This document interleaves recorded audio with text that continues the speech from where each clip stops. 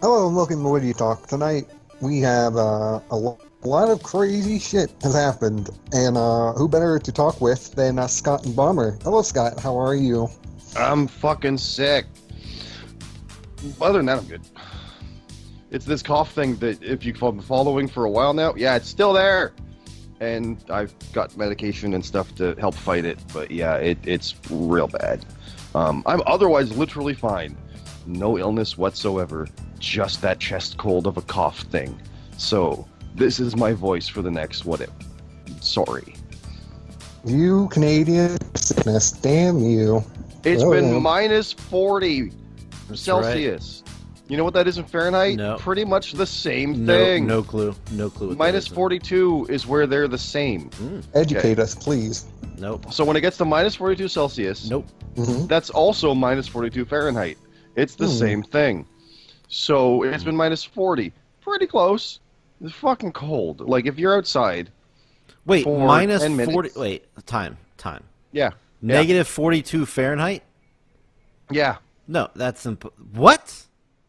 That's like I'm talking like instant freeze death shit. What are you talking about? Yeah.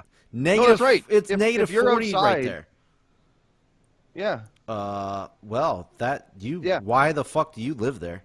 That's where we ended up. Okay. Well, you can but it's leave. when you you could. But when you literally are out for like 10, 15 minutes, you are at risk of frostbite on anything exposed. Oh my god. Literally. What? Yeah. Why? Okay. Well, Yeah. Okay. I will So say good luck. That's how cold it is. Yeah. No, I've dealt with it often enough, but it's like, oh my god, it chills your bones. It is that cold. It's That's as cold another as you think reason it to is. hate Canada. Shut up, You Woody. got that right. But Son of hey, you fuckers. But anyway, yeah, I'm good too. Not sick, just moving over here, but I'm good. I am ready to talk about everything that went on this weekend at the Royal Rumble. Yeah, a lot of crazy shit. A lot of crazy shit. Yep. Yeah, safe to say. This is probably my favorite like write up for the JRPL because everything's just changed, and let's just jump into it. Yeah, let's do it. Kind of have to talk about Takeover We do. to really ring it home. Yeah, that was a good night. So we want to go through, like, I'll run through the listing per usual, and we'll jump into the write-up, because Bomber literally did these over the past 2 days, so they'll be fresh in his mind. You think so? Well, it all blurs together as well, I know. Yes. You've also been packing for your move and such. You're moving north, right? I mean, not like this. No, just a little bit, barely any, but yeah. No, so yeah. So what do we got? We got Voodoo Dreamer defeating the new guy Hawk 18-17. Hebrew Hammer 23-11 over CJ Blackthorn. Accelerator 27 over Cade Gailey 30-23. Or Estella defeating Green Machine 14-13. Well, hold on there. We got match of the night that you just breezed through. Cade Gailey. Forgive me, yes. Cade I was going to say Gailey the top score Accelerator. possible is 32. So Yeah. yeah, that 30-23 is noteworthy, yes. Yeah, Accelerator 27 and Cade Gailey both got their first ever match of the night honor. So congrats to both of those guys. Working on that. Yeah, we'll see how it goes down. And we also kind of just brushed right over it. The Hebrew Hammer showed back up. He's been gone Yes. for a while, and he didn't do the Royal Rumble, but he did do TakeOver. Very interesting. But he got a win. The little picture I have on the website is wrong. I'll fix that real quick. But yeah, that's pretty exciting. See him back. So I just wanted to jump in while we're going over stuff, but go for it. That is the idea, absolutely. It is noteworthy down there in the important notes that Bad Guy George had too many duplicating confidence points, so his picks were thrown out.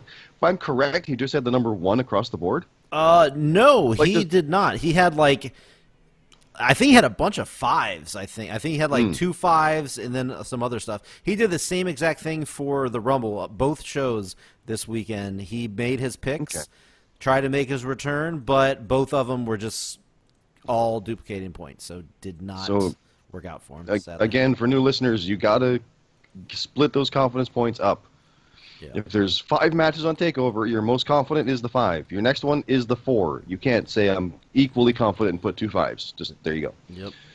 So, Oristella beat Green Machine, like I said, 14-13. That's close. Tino beat Slingblade 24-12. That's not close. Kyoko, who's going to be moving soon, defeated Wookie and John. It was 26 to 25 to 15. Yeah, John made his return. First of all, Woody, I want to hear from you. Are you shocked that John showed up to both of these shows this weekend?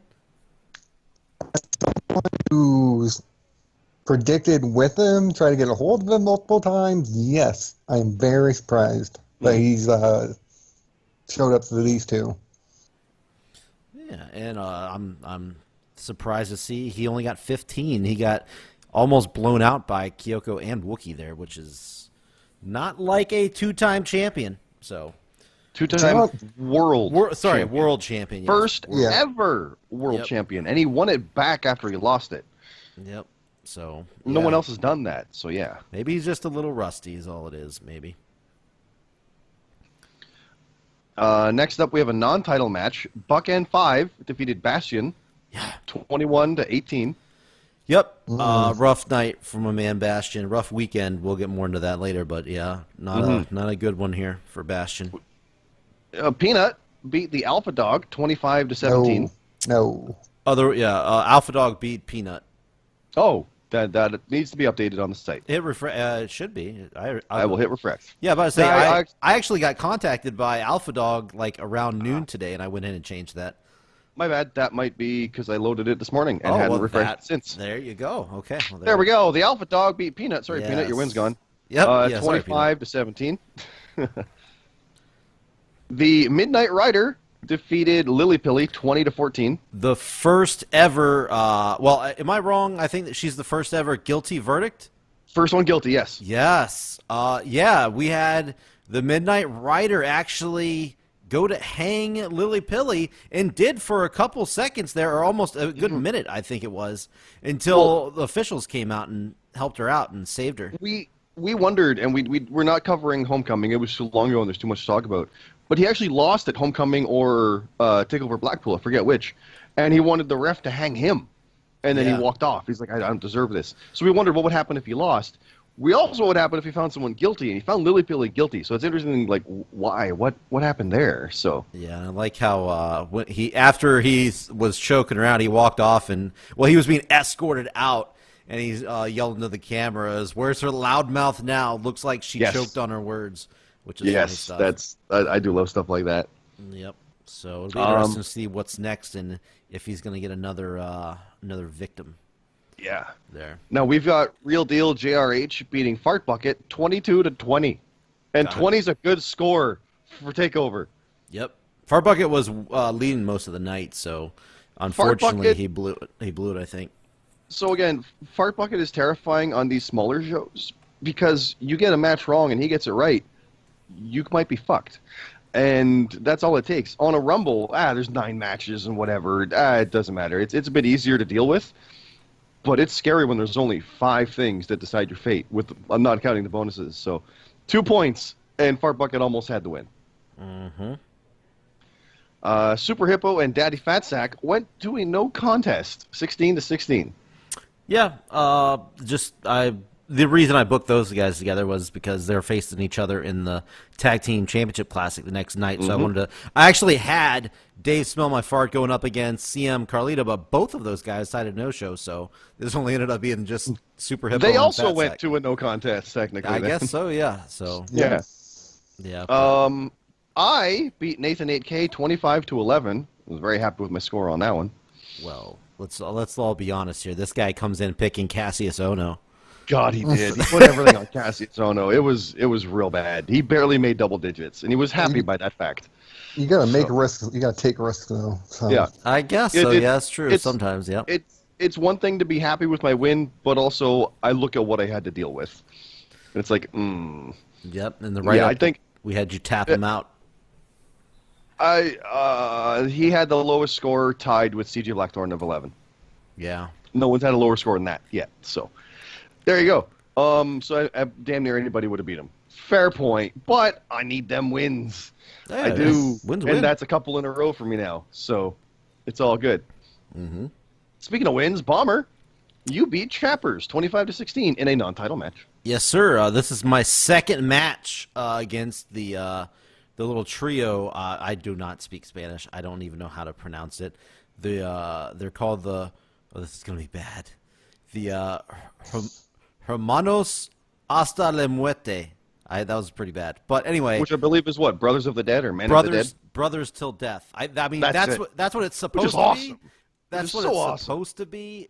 But Yeah, no, it's wrestling. I don't That's know what it is. the exact translation. That's what Google Translate told me. But yeah, I beat Alpha Dog, defended my title against Alpha Dog at TakeOver Blackpool, and then this is the non-title match. I beat Chappers, and then later on we'll get to the third member. Peanut is my bitch, but yeah, this was another win over those guys. I'm trying to give these guys a chance, and they're just not holding up. 25-16. So I mean, he tried. Yeah. Next up, the Dark Rider beat Luke Gray 25-16 in not a main event feud. Let's be clear here, but it is definitely an ongoing, interesting mid card or even like opening card feud. It's always something going on with these guys, and I love that stuff. Yeah, this actually started the main show after there was a no-show from Banksy. But yeah, this is continuation of the Jace Villain 13 and the Luke Gray feud that kind of started, was it Homecoming? It might have been TLC, actually. It was a little while back. So this is Dark Rider, which is Jace Villain's partner in Age of Annihilation, going up against him. And it ended up being I believe he didn't even get to the ring is what it was. Yeah. Luke Gray came out and got attacked. He got sideswiped by Jace Villain, and he beat him up so bad with a baseball bat. I think it was. See, look, I told you I was already going to forget. I believe it was a baseball bat. And Luke couldn't get to the ring, so they awarded the Dark Rider the win via forfeit since he couldn't continue. So... So yeah, that's how Dark Rider got the win in this one, starting off the main show. All right, next up, we have the Chaotic Maniacs, Broken Nerd and Baron Ash defeating Matt Zion and Rab 42-36. Hey, your buddy Zion there. Look at that. And my friend. More on that later. Yeah. No, just the Chaotic Maniacs. They're trying to get some momentum going into the Tag Team Championship Classic, and what better way to do that than beating the infamous team of Matt Zion and Rab? So who have no wins, right? They do have one win. I think it was against the Eloquent Enigmas, who were the champions coming into this show. So that's right. Not that there's a tag title match. Anyway. Yep. Spring Tigress beat Captain Charisma 19-17. Yeah, this was just a straight-up one-on-one match. Spring Tigress going up against the number one contender for the Top Lock title, and she beat him. It was really close. Neither one really scored great, 19-17, but yeah, she got the win over the number one contender, so that says quite a bit. A bit. But just a good solid singles match there. And I don't think they ever fought each other one-on-one, so I think that's kind of why I booked that. Oh, really? Oh, okay, cool. We've got a death match that went to a no contest. Peanut is my bitch 69, and Dr. Tommy Oliver 16 each, and 3J Platinum 4. Or is that negative 4? That's really 4. Hard to do, like the tie and it's death match. Almost impossible. Oh yeah, no, death matches suck.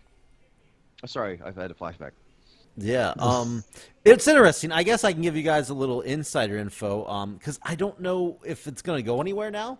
But I was contacted by 3J Platinum on Twitter about this match, about what he wanted to do in the write-up. I guess he really did. I assume he anticipated winning for this write-up, or I guess maybe Dr. Tommy Oliver winning. But since nobody won, I had to, switch it up and do something different. But I'll just say this. I won't go into complete detail, but I will say that there was a finger poke of doom that was supposed to happen in this match. Oh. So I think we dodged a bullet on that one as far as the story goes, because I don't know exactly where it was going to go. I was just told, hey, I talked to so-and-so. We want to do a finger poke of doom. And I'm like, okay. I was like, okay, we'll see what happens. But it ended up in the no contest. So we went, obviously went a different route where we had this crazy spot where all three guys are kind of on they're into the crowd on a balcony, And the whole match, 3J Platinum is kind of like avoiding, getting involved in the match. And while Peanut is my bitch 69 and Tommy Oliver are fighting up in the crowd, 3J Platinum setting up these 4 tables like underneath this, like a breezeway or a walkway where people come into the arena. And he finally goes up and gets involved. And I did make sure, because I don't know if maybe they could be teasing something for the future. I don't know. So I didn't want to have them actually, fight each other in this. So that could be something to look forward to in the future. I don't know, perhaps. Sorry, I hit my mic right there. But basically, I had Peanut is my bitch slam into Dr. Tommy Oliver, who then slammed into 3J Platinum, and all 3 guys went flying off the balcony and crashed through all the tables.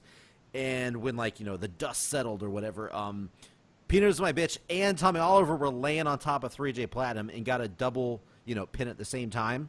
Which this match was supposed to crown the number 1 contender to fight me at the Royal Rumble. So, unfortunately for me, that meant triple threat match now in a ladder match at the Royal Rumble. So, Tommy Oliver and Peter is my bitch. Nobody got the clear win in this one, but they both did advance to face me at the Royal Rumble for the Ultraviolet title. So that's all what went down in this this triple threat here.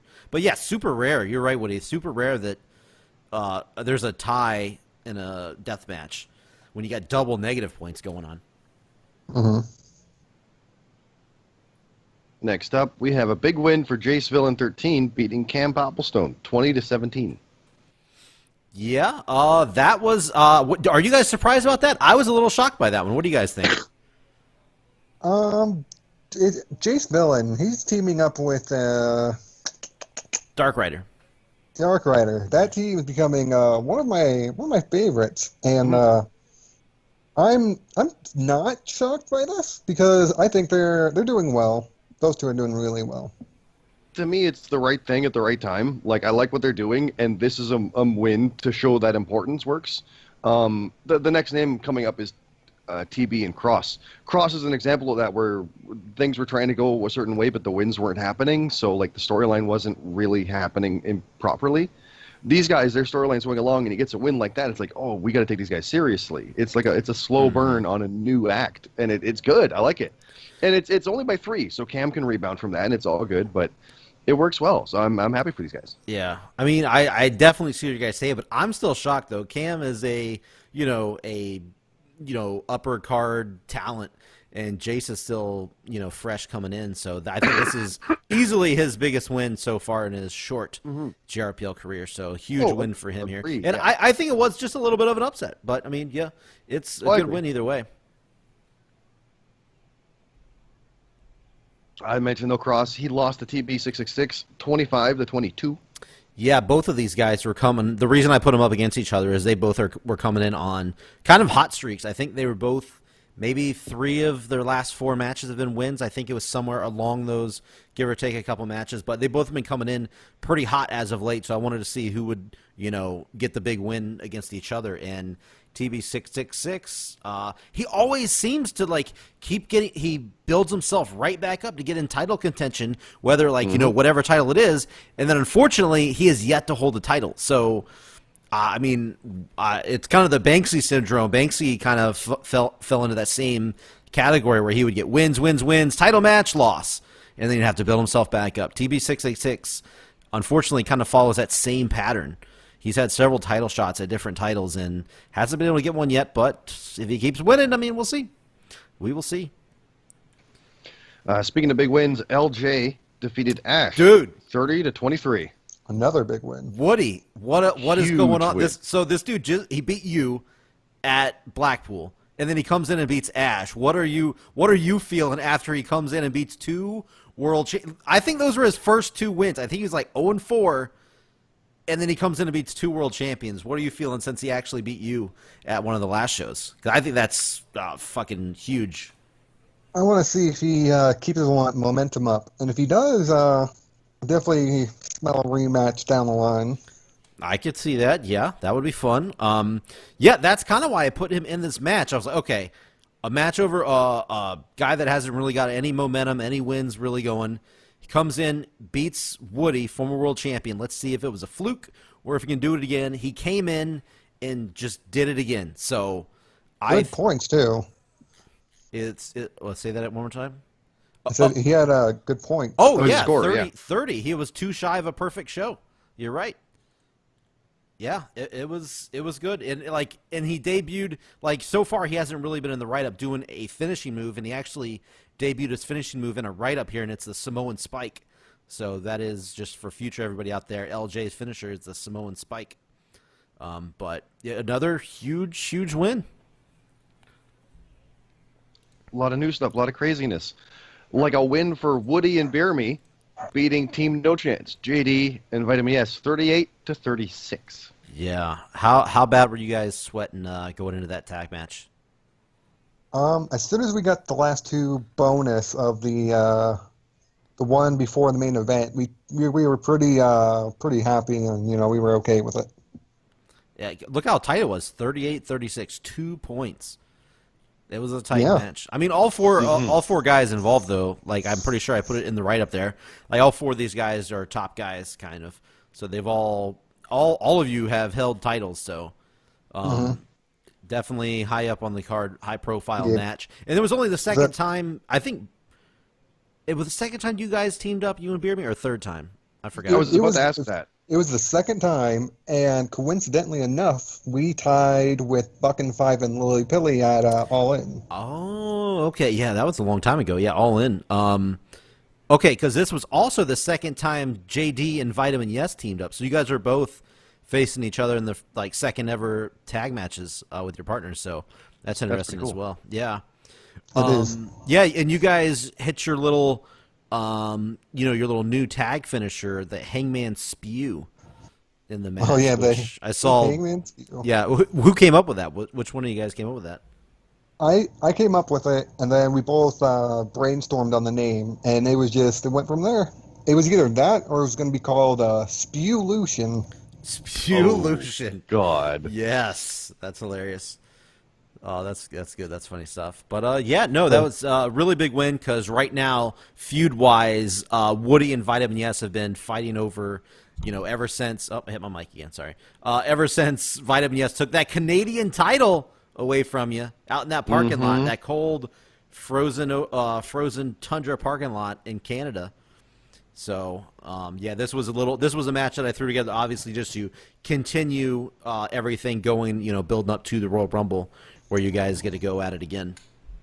Yeah, plus Beer Me and JD, they had their own little thing before coming into this. That's right. They went to a no contest in a submission match, I believe, or I don't know if it was a submission match, but there was a no contest between the two of those where that guy Jack got involved and screwed it up for him. So, they had a little bit of history too.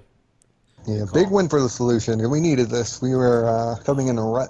Yeah, you guys. we haven't been able to really talk about that on the show because we haven't done this in a while. But yeah, you guys. Yeah, have your been, 2018 ended like shit. Yeah, and your 2019 started pretty rough too with a homecoming, Blackpool. You guys were. Yeah, you were right. Yeah, you guys did need some wins here. Bear Me put me to sleep at homecoming, and I think that was it. Yeah, they didn't win otherwise. So. Yeah, we needed this bad. Yeah, and unfortunately, we're going to get to it in a minute, but Warden did not get the win. But yeah, sorry for the spoiler. We can, we can keep going. Yeah, the next up is the Road Warrior title. GMSG defeated Hiroshi Moses 18-14. Yeah, the match that we have been kind of building up to for a while now.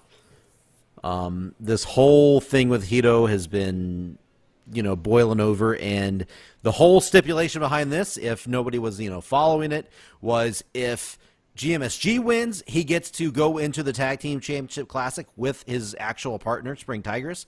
But if Hito won, he teamed with Spring Tigress. But if there was a tie, of course, because I was like, well, what the fuck happens if they tie? And I said, we'll give it the Green Machine. We'll put Spring Tigress and Green Machine together because I think they're 2-0 as a team, or at least they are 1-1 maybe. I don't know, but they have history as well. So.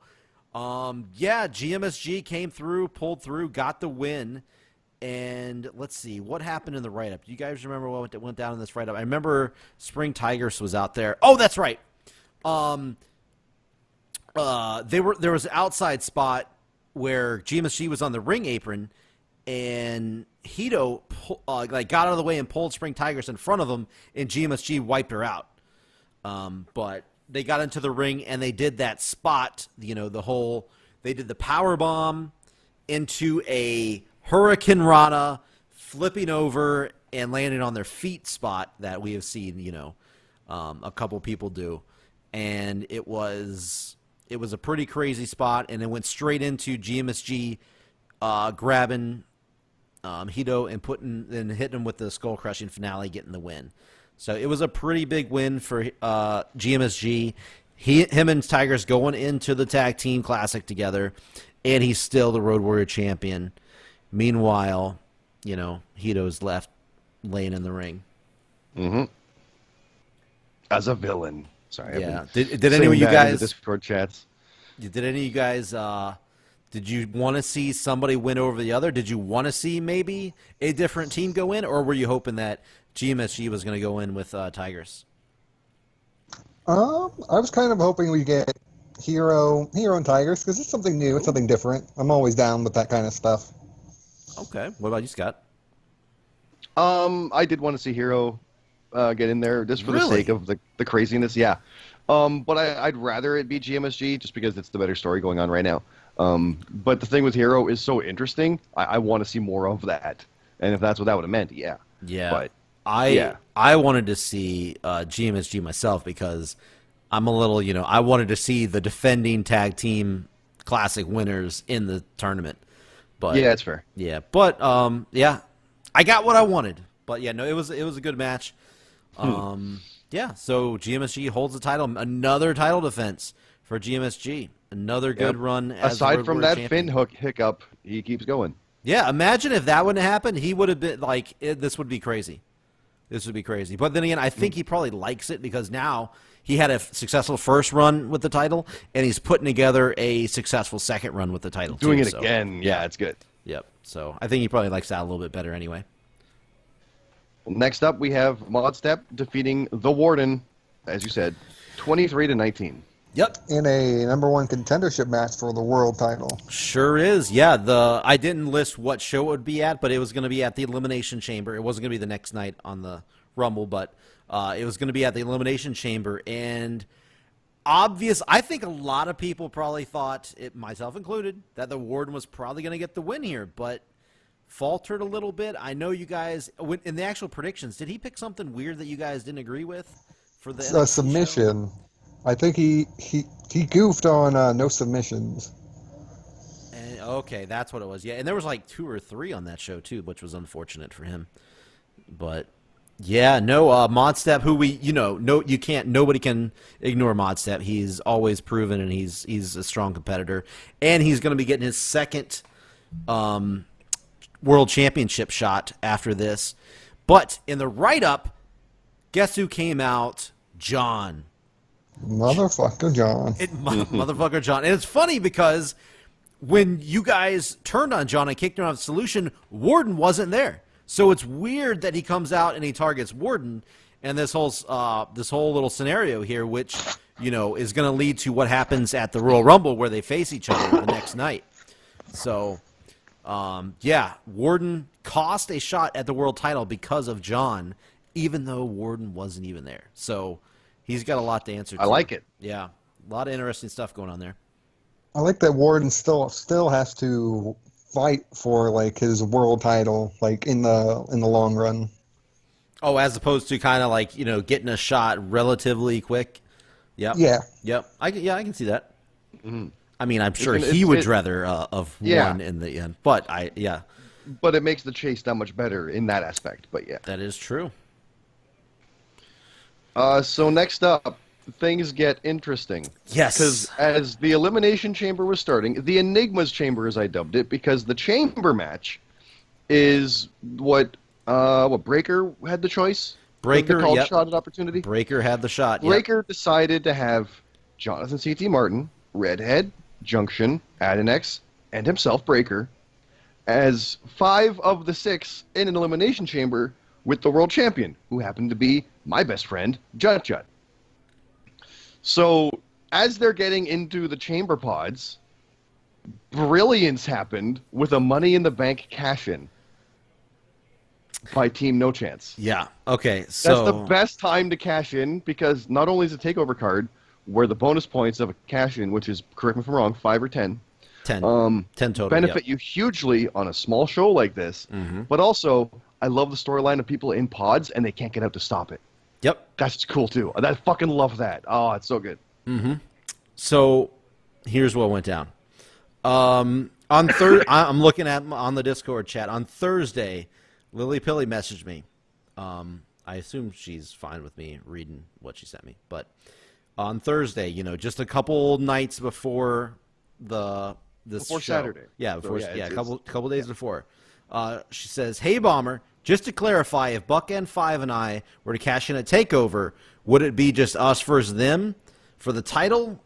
And she was trying to clarify and making sure they wouldn't get their bonuses because of the Elimination Chamber match. And I said, nope. I said, it counts as a separate match. They will not get any bonuses because, that wouldn't make any sense. That's a different match, yeah. Yeah, completely different match. So, obviously, as soon as I said that, she said, sweet, good to know. She said, there's been a lot of chats over this, I guess, with Team No Chance. And she said, we've decided we're finally going to cash in at TakeOver Phoenix. I was like, okay, we'll do. They've had these since what, July? June. June. June. Okay, yeah. Yeah. So I said, yeah, just let me know however you want to do it. And let's see. A little bit later, she said that they came up with the, I don't know who exactly in their camp came up with the idea. Maybe it was Lily, maybe it was a group, I don't know. But they came up with the idea. We want to come in before. See, I was thinking it was going to be after the match, after the Elimination Chamber match. But no, they wanted to come in beforehand. They decided to come in with the idea of locking the other members in the pods where they couldn't, and they were forced to watch as... That's so good. Yeah, Jonathan, C.T. Martin, and Junction lost their titles. So, all on them. I don't know exactly who it was. I know Lily's the one that sent it to me, but I don't know who gets credit for coming up with the idea. I know it's them. So, this was their idea, not exactly mine. So, good job on them for that.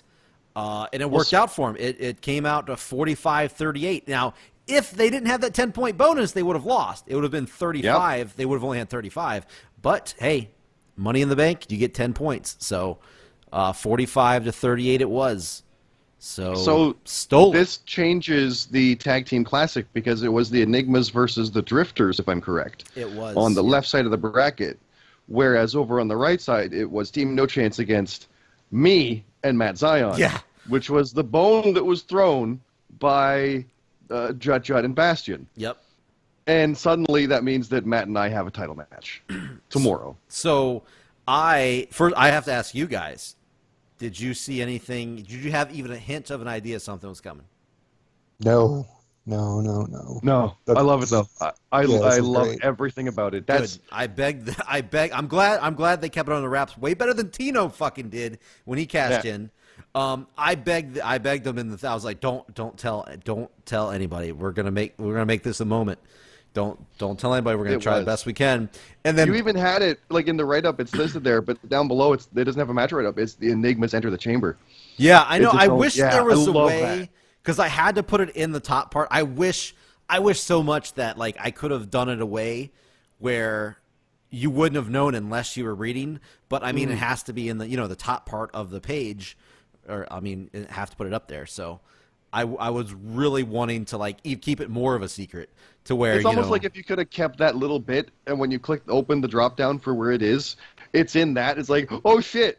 If you could have put it into that instead and just embedded it or something. And then maybe have a don't click here spoiler. Okay, I won't click on that until I read the write up. Something like that maybe.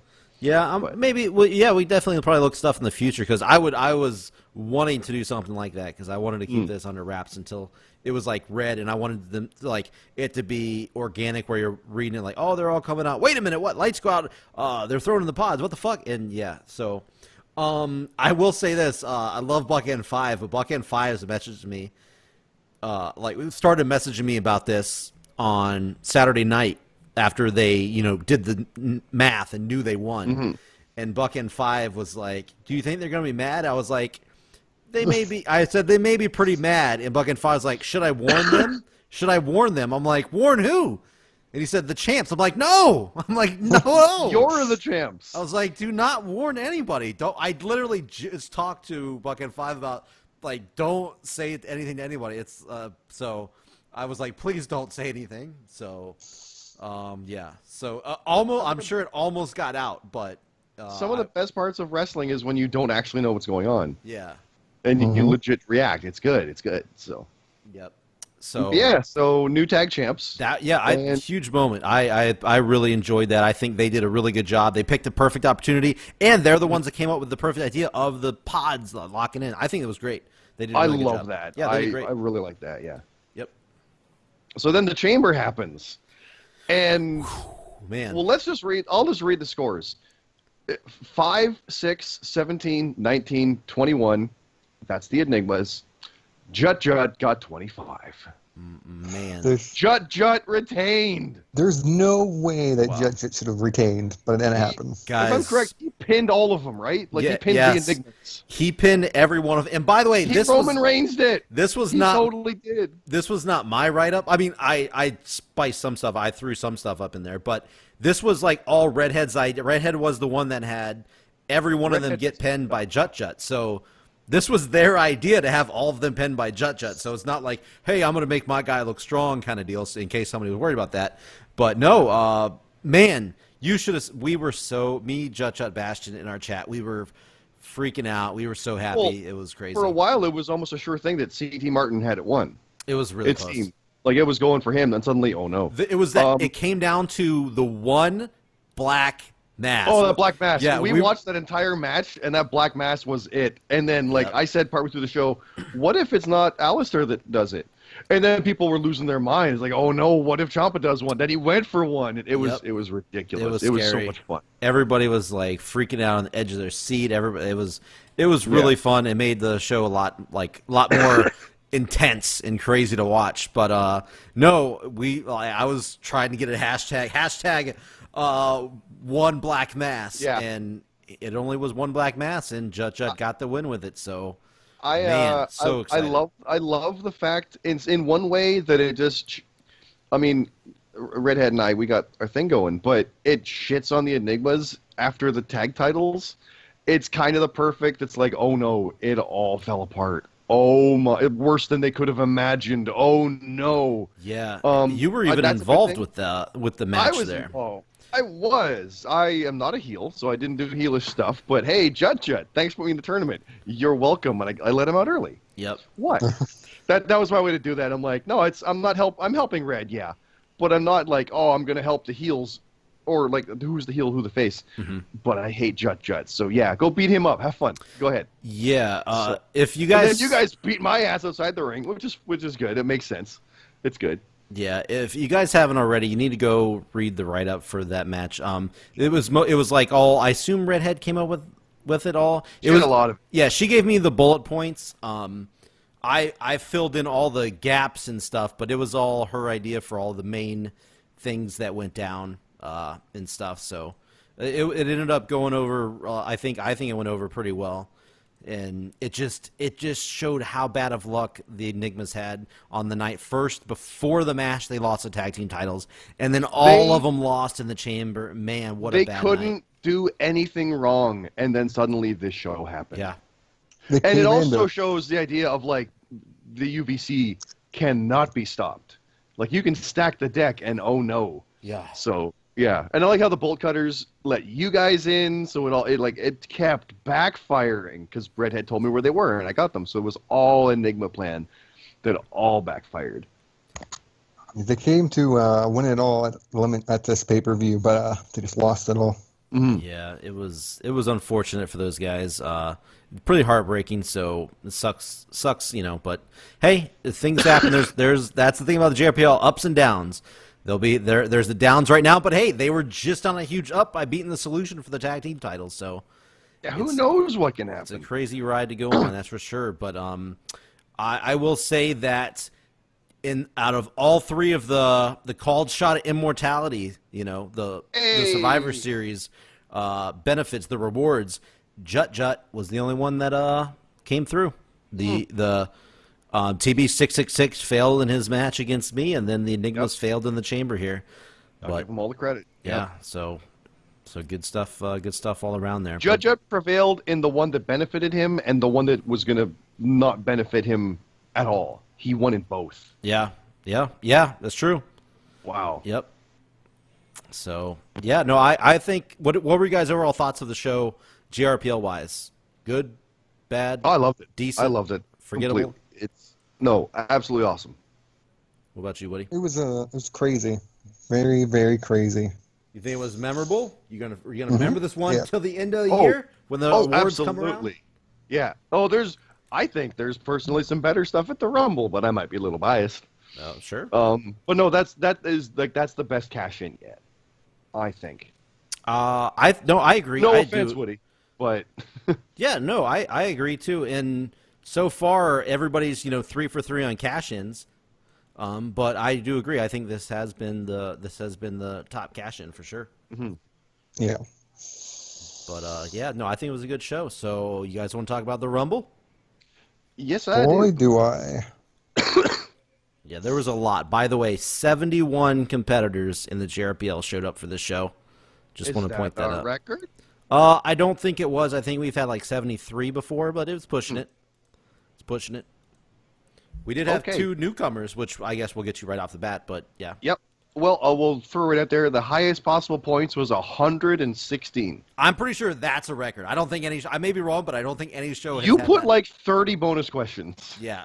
So, I want it to. I said this earlier. I don't know if everybody heard it, so I guess I'll say it real quick. The reason why I put 5 points in a lot of the bonus questions was because I want people that enter the JRPL Royal Rumble early to have a chance to possibly win the Royal Rumble. Like maybe somebody that came out in first, if they get enough of those right, they have a actual chance to win the Rumble because it's kind of hard. It is really hard to win from the early on. Yeah. So that's why, if anybody was wondering and they haven't already heard me say that, that's why those points jumped up quite a bit for this show. Yeah, And those it'll probably- bonuses really helped me, actually.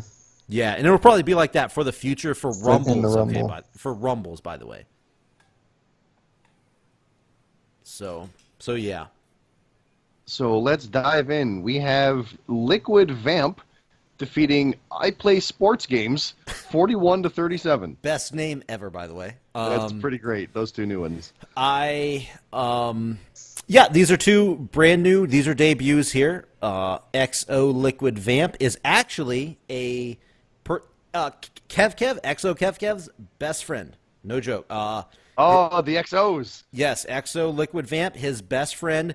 They talk. She's a really big wrestling fan. They always talk on like on Facebook and stuff. She lives somewhere else, so they're not like together near each other anymore. But he finally got her to join, so she's like really into it. She's like, what do I get if I win? And like all this kind of stuff. And she's like, we need to be a tag team and all this kind of stuff. So she's the pretty XOs, excited. absolutely. Yeah, that's cool. So she's pretty excited about it. But she picked up her first win. So What's congrats to the her. pick base plan for her? Hit refresh. It's already in there. Hit refresh on your page is it? again. Oh, yeah. Sorry, this is also loaded from today. She's got AJ Lee. Oh, nice. AJ Lee for her. So Who's sports games? sports games, I believe that is a friend of Redhead 12. I think he messaged me and said, "Hey, go check out this I Play Sports." He just signed up and just posted his picks. I went. He did have all just ones for his confidence points, but he redid them and they were good to go the second time. Good. Pick base. I did not make one yet for him, but I think. Man, I have to go look. I forgot. I'm sorry, but yeah, good effort, but didn't quite get there. I'm gonna go look that up while you go over some stuff. It's I'll still bring it only up. 4-point difference, so that's a good showing. Yeah, they both. Yeah, it was a close match for Yeah. both their debuts there. So All right, so I'll move through these. We got Luke Gray defeating Hawk 40-36. Mm-hmm. We got Tino beating Slingblade 51-36. Brandon 23 beating the Dark Rider 51-48. All right, I got it. Sorry. First of all, just before we go on, Ricochet is what I Play Sports Games picked. They picked Nice. Ricochet. So, Cool. yeah. So just point that out. But also, Brandon 23, Dark Rider, you just mentioned it. Match of the night. Match of the night.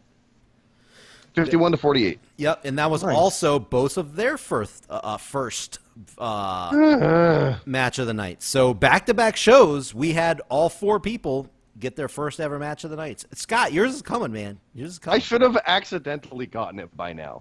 That's true. It frustrates me statistically that it hasn't happened. You've gotten one, right? Me? Yeah, I've had I think 2 or 3. Yeah. Oh, fuck you. Oh, sorry. Yeah. No, I'm just being silly. But no, it's like, oh, come on. It's got to happen at some point. Next up, though, we got Jack Caster's back, defeating Exo Kev. I leave that part out normally on usernames, but now there's 2 XOs. Got to include it. Oh, Exo Kev. 48-37. Yep. Jack Caster, he's a little inconsistent when he shows up and stuff. He does good when he shows up, so, I would like to, boost him up on the card, but he's one of those guys that he shows up, I guess, whenever he feels like, which is fine, which is totally fine, but it's hard to, push those people when you can't rely on them showing up. So I don't know if he's ever going to listen to this or not, but if he does, you show up more, you're going to be getting some more high-profile matches. But he is doing very good when he does show up. Next up, we have Alaska Brown defeating Kyoko 39-37. Oh, Kyoko was so heartbroken last night. Yeah, she's been doing really good. I think she's won like 3 or 4 matches in a row coming into this, and she lost to Alaska Brown, who is our real life personal friend. She's like, I'm gonna talk trash to him. So, yeah, that was a tough break for her, but good win for Alaska Brown. He beat Kyoko, who's been doing good. He also is very sporadic. He's more of a casual wrestling fan, so it's harder for him to get in the groove. But he got a good win here, 2-point win, but win nonetheless. Next up is Cammy Cat defeating Chappers 46-44. Yeah, another 2-point win. Nope, Cammy Cat's first win since she returned, and of course she has Becky Lynch, and Becky Lynch kind of did things at this show, so that was good for her. Next up, Wrestling Ferrara beating TB666 39-33. Yeah, dude, guys. We were just talking about TB66 on this giant streak. He's coming in. He even beat Cross, the 2 guys that were on a hot streak, and then he fumbles here and only puts up a 33 score against Ferrara. That's what I'm talking about, man. He does really good, and then he just loses that momentum. This should have been a match that he won, but not the case. What are you guys feeling about TB666? I mean, is he just? I don't know. What do you see? Okay, pick one title area, a range for a title that he should shoot for. What division do you think he should be in at this point with how he's doing? Because it's hard for me, and I'm the booker. I want to get your guys' input. I have no idea. I couldn't say. I'd say UV, but he's already lost 1 title shot there. But yeah, and I believe he's lost 1 or 2 top lock title stuff. So I guess maybe Road Warrior? I mean, maybe he could shoot for that. Maybe. Yeah, I don't know, but either way, it just got to keep getting stay consistent. So we'll see where he goes from there. Next up, Accelerator 27 defeated Rab and Otis 56-52-36. If you would have eliminated Otis, this would have been match of the night between Accelerator and Rab. 56-52. 56 was the highest score of the night, by the way. Accelerator 27, which I did point out in the write-up that back-to-back shows, both shows this weekend, he had the highest scores of the night. The TakeOver Phoenix and the Royal Rumble. So Accelerator 27 was on fire this weekend. And, I mean, he's the guy that has been here for a very long time, and he needs this momentum to get him up on the card. So we'll see. We'll see where he can go. Next up, Jut, non-title, defeating Voodoo Dreamer 44-34. Yeah, not a whole lot I'd have to say about this one. I don't know if you guys do, but this is just Jut trying to maintain his momentum here against a guy hoping to make a name for himself. And unfortunately, just doing work. Yeah, just didn't quite make a name for himself this night from Voodoo. Next up, we have Mod Step, #1 contender, by the way, And Orstella going to a no contest, 45-45. I expected more from Mod Step because he's the number one contender, but that's just me. Yeah, but 45 is still pretty good. Yeah, I mean, It's one of the higher scores. He would have beat Jut by 1 point if they would have, fought for the title here. But, I mean, I don't know. Yeah, I see what Woody's saying, where I think he would definitely be expected to beat Orstella. He did have a decent score, though, yeah, obviously. But, I don't know. I think this kind of hurts his momentum a little bit going up against Jut at the next show. So, I mean, we'll see. We'll see where he can go.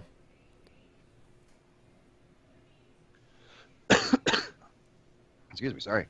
Hiroshi Moses defeats CJ Blackthorne 43-41. This is a match that shouldn't have been that close. CJ Blackthorne is unfortunately one of like the lower tier guys, and this was another shot at him. This was another chance for him to make a big name for himself and a win over a name like Hito, but didn't quite get there. Even though it was close, didn't quite get there. So, yeah, some of these, like these matches, I don't have a lot to say. I don't know if you guys do. If you do, jump in there. But I just try to, not much. try to give my reasoning on why I booked them. But I don't have much voice, so I'll say a little bit, and that's about it. Yeah, that's all I can really do. Mm-hmm. What do you got? Anything for that one? No. A couple of these moving forward, yeah, but not that one. Okay. We got Adonex defeating Cam 51-44. Yeah, good score at an X here, 51. Anybody that hit in the 50s had a really good night. But, yeah, Cam just took 2 losses this weekend. Kind of sucks, but just got to, keep your head down, keep going. But big win for Adonex, and it actually made him he performed really well in the Rumble that we'll get to in a little bit with the score. So good job on his end there. Good win. Mm-hmm. Anytime you beat Cam Popplestone, I think that's a pretty solid win. So yeah, I agree. It like I said before, Cam, it's not like it's a nothing loss. It's 44 still beats most of the scores we've seen. Yeah, it just doesn't beat 51. Yeah, so. No, like I said, anybody that hit in the 50s had a really good night. So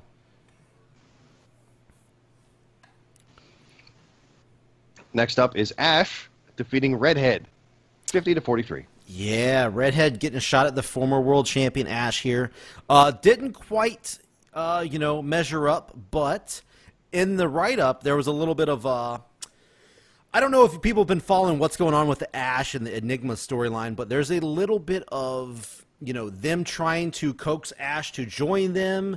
Maybe he is leaning towards that, but we're not sure, because at the last show, we kind of brushed over it, but Banksy was found laid out, and there was a shirt laid across his chest, and it was like for those that could remember, the Seth Rollins shirt where he had, half on Raw and then half for his Seth Rollins shirt. You know what I'm talking about? Like the kind of mixed shirt. Yeah. One half was an Ash shirt, and the other half was a Blissful Enigmas. So kind of mixed signals. We don't know if Ash is really, playing with the Enigmas or if they're just trying to play mind games. But at the end of this match, Ash got the win. But Redhead got on the mic, and she started yelling at Ash as he was leaving. She said, "Hey, you're on the kickoff show again. You're a former world champion." And then guess what? You were on the kickoff show while you were world champion. So kind of trying to really get into Ash's head as well. I think this is going down, but we'll see. And then she said, "Hey, the JRPL is a numbers game, and you cannot do it alone." So, I mean, we're going to see where this develops, but that's where we're at this point in time. But either way, it was a good win for Ash here. Two big-name competitors going at it on the undercard, unfortunately. Mm. So there was a lot of high-profile matches. I'm sorry. There was a lot of high-profile matches on the undercard for the show. There are. Mm-hmm. And it's a really bad loss for Redhead after, a big win at Survivor Series. Yeah. Somewhat okay, these last 2 shows, it's just really taken away from that hot streak.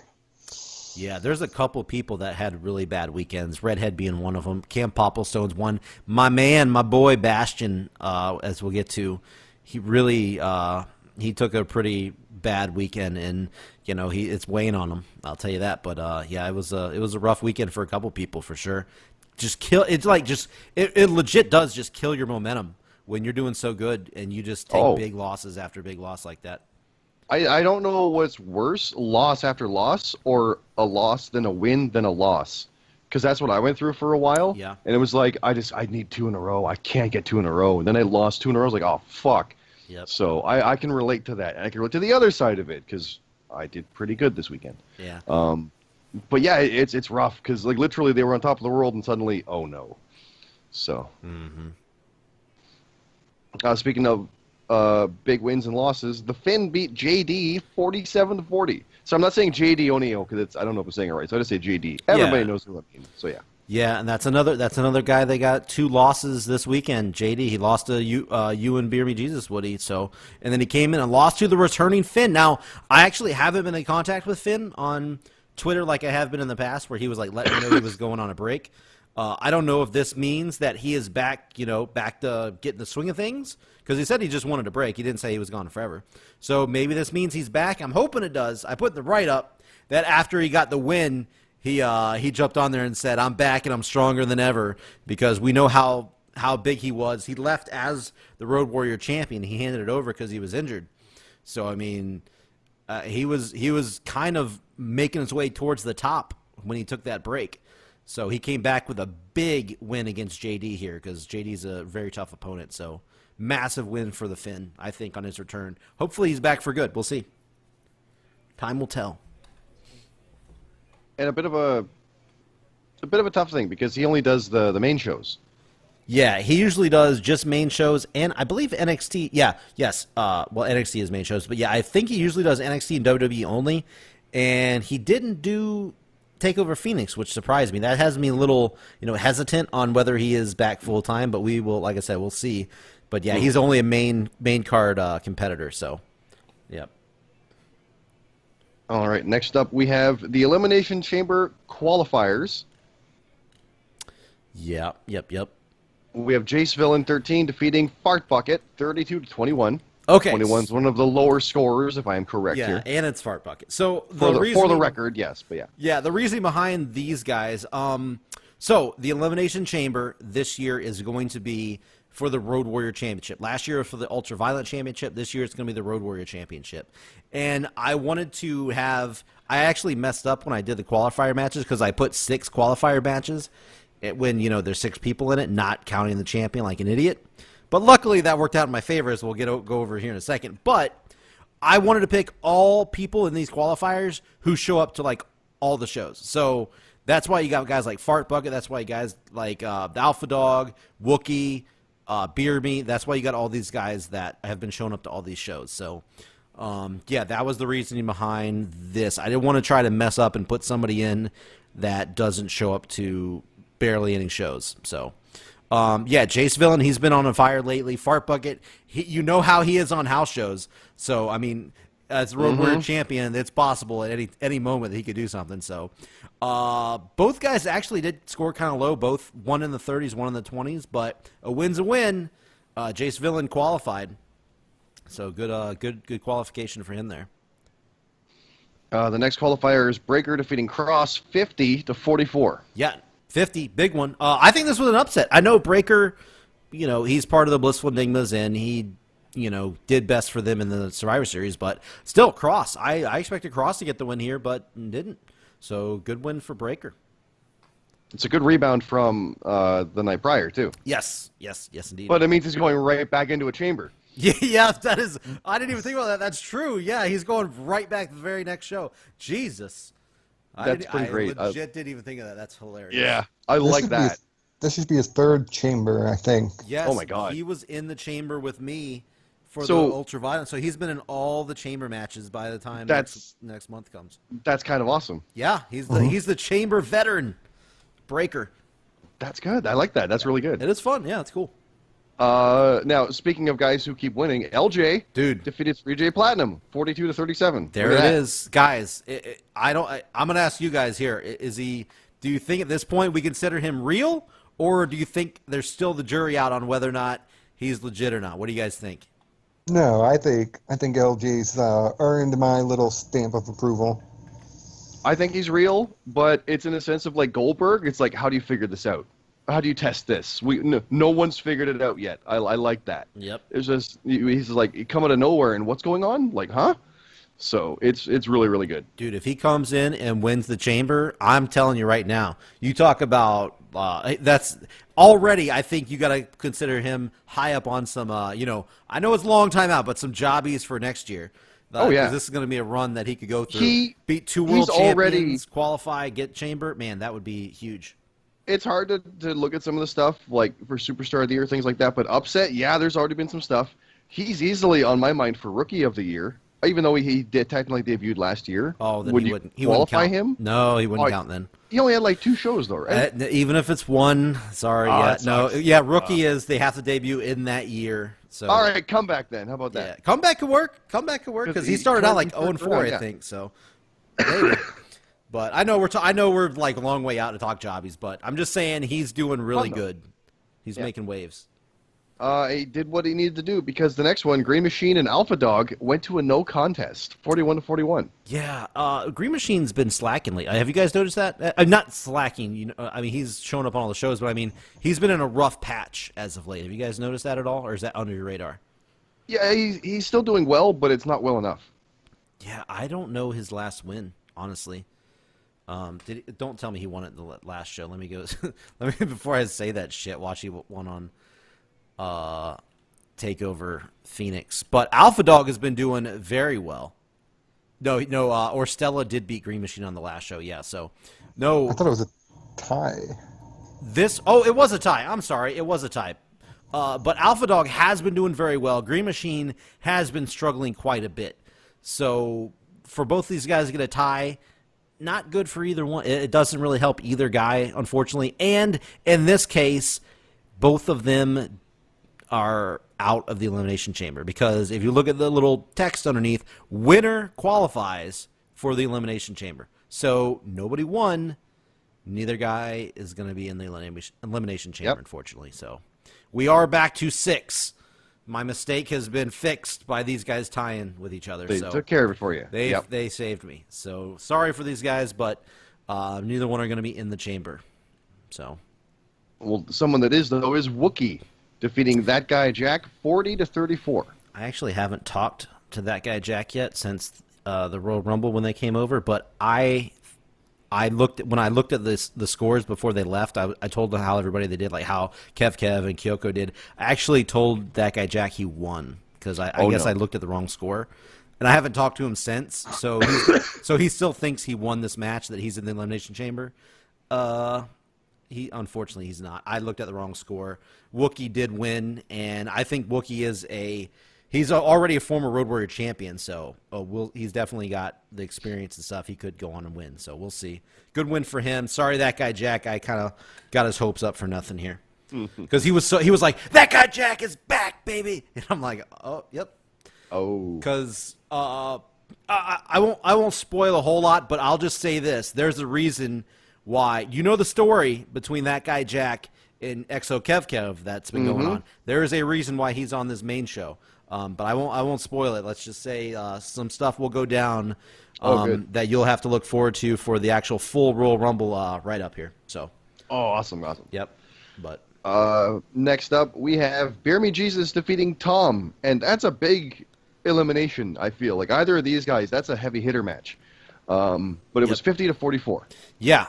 I wanted to throw 2 guys in that really, that they would be the front runners. I wanted to have a kind of front runner for the chamber, and I think either one of these guys would be it. Yeah, it's one of those qualifiers where it's like it's Jeff Hardy or Rey Mysterio. Like you're going to leave one out. It's one of those kind of matches in my mind. So yeah. Yeah. Woody? Did you talk to Beer Me? Is he excited about this? Is he like, God damn, now I got to fight in a chamber, or what? What is he feeling? I think he's still hungover or something, because I haven't talked to him. I haven't talked to him since last night, so I don't know if he knows if he won or what. That's probably true. That sounds about right. But he hit that 50 mark that I was talking about, so he did have a really good night. Anytime you beat Tom, though, Tom's a really good competitor, so that's a good night either way. But yeah, so excuse me. Let's look at it there. Let's break this down real quick. We got Beer Me Jesus, Wookie, LJ, Breaker, Jace Villain 13, and as we get to later on, we'll have Cade Gailey, spoiler, sorry, as the Road Warrior champion. Who do you guys see with as the favorite. I mean, obviously, Beer Me Jesus. Everybody's going to say that. Yeah. But it's still hard to win an Elimination Chamber. So, do you think anybody has a chance besides Beer Me Jesus? Who has the next? LJ? Do you really think I think LJ? LJ. Yeah, LJ. I think LJ could just steal the whole thing. Not even Kate Gailey. I mean, he has been doing very good, and he's the champion. Still, no. Okay. I stand by it. Yeah. Okay.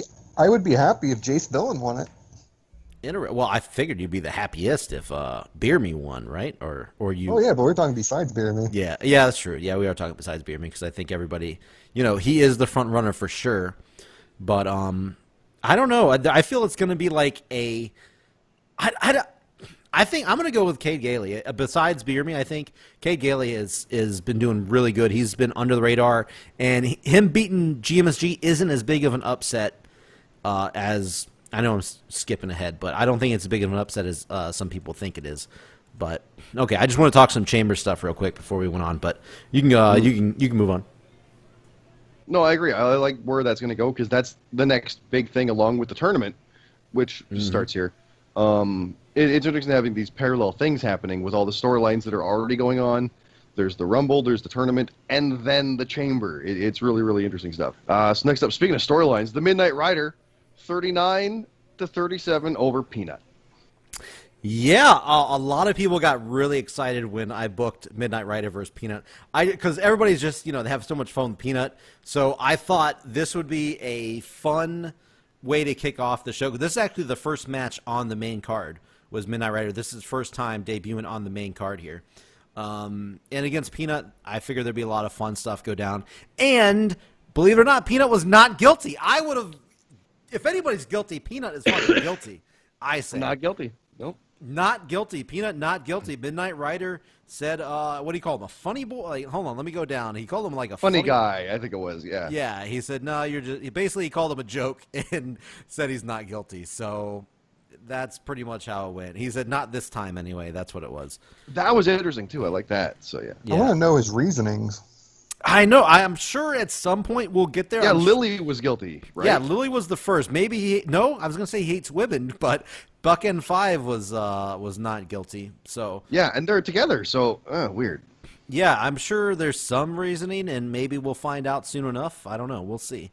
But Peanut not like guilty. It, yeah, Midnight Rider. Talk about a streak. Midnight Rider he's I think 5-1 since he debuted. So Midnight Rider tearing it up. Just that one loss to I forget who it was, but yeah, just the one loss.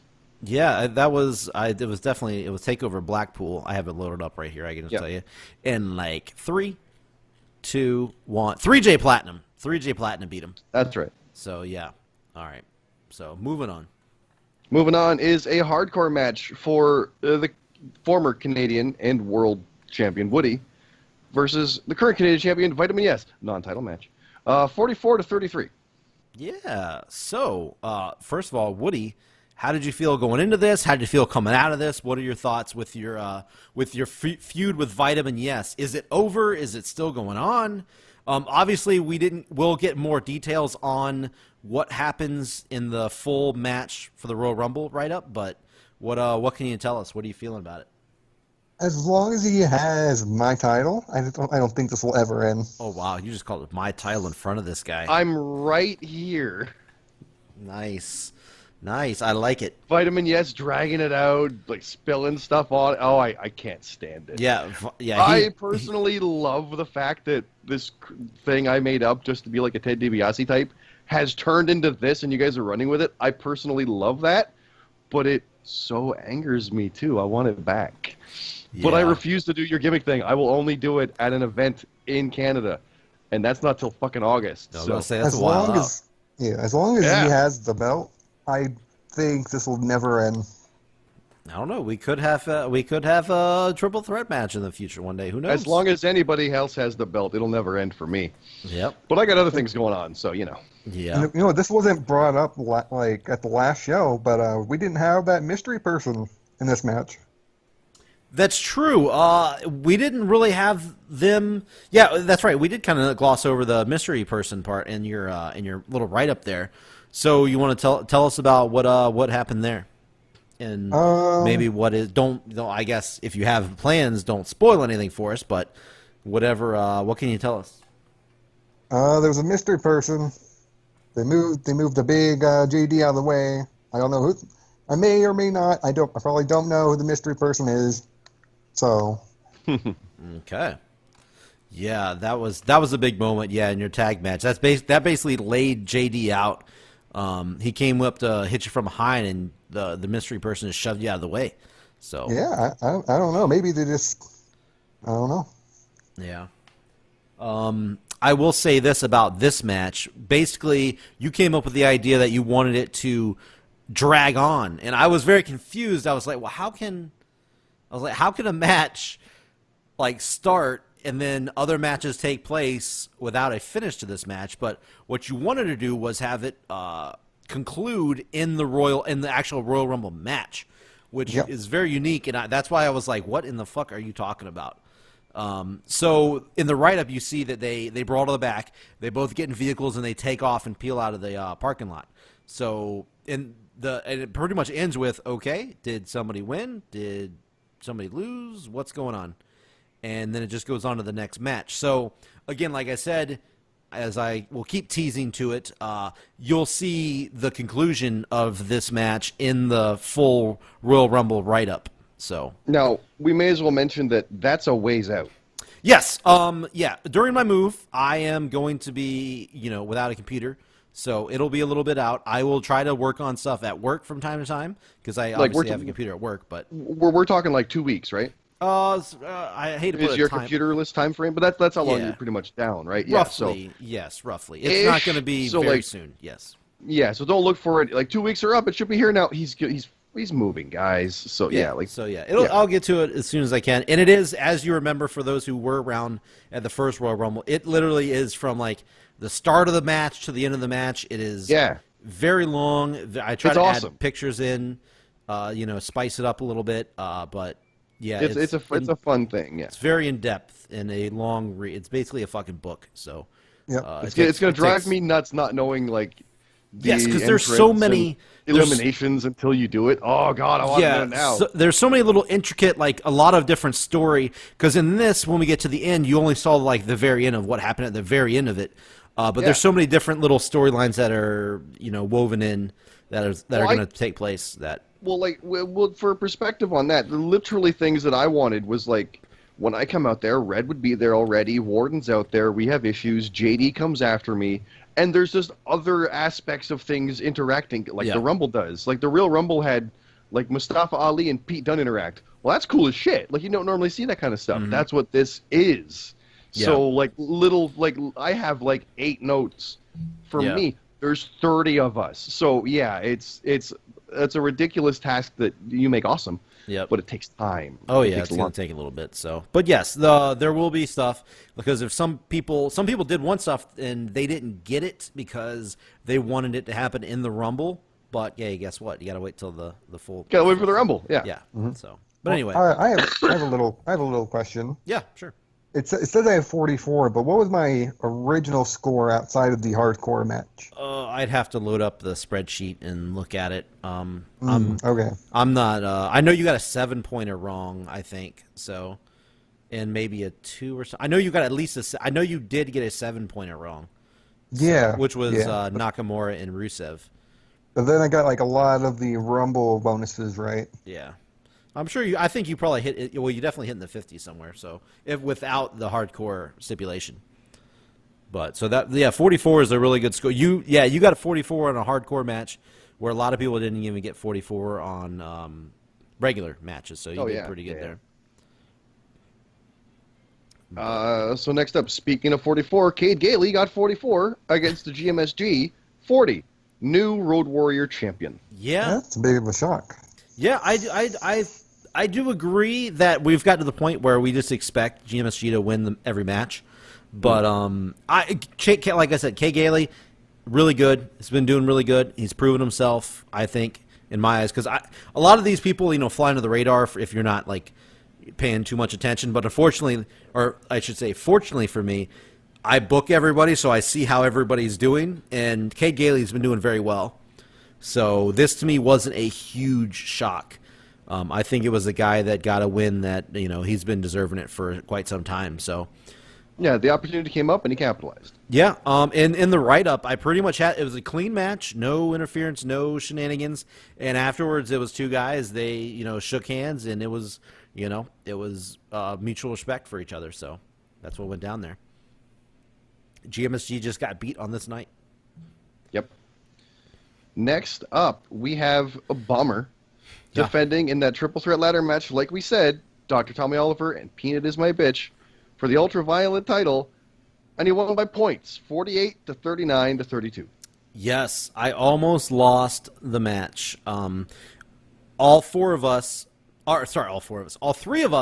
had 4 matches in a row correct. And everybody knows the ladder match stipulation, so I won't go into it. But we all had 4 in a row correct going into the Women's Royal Rumble.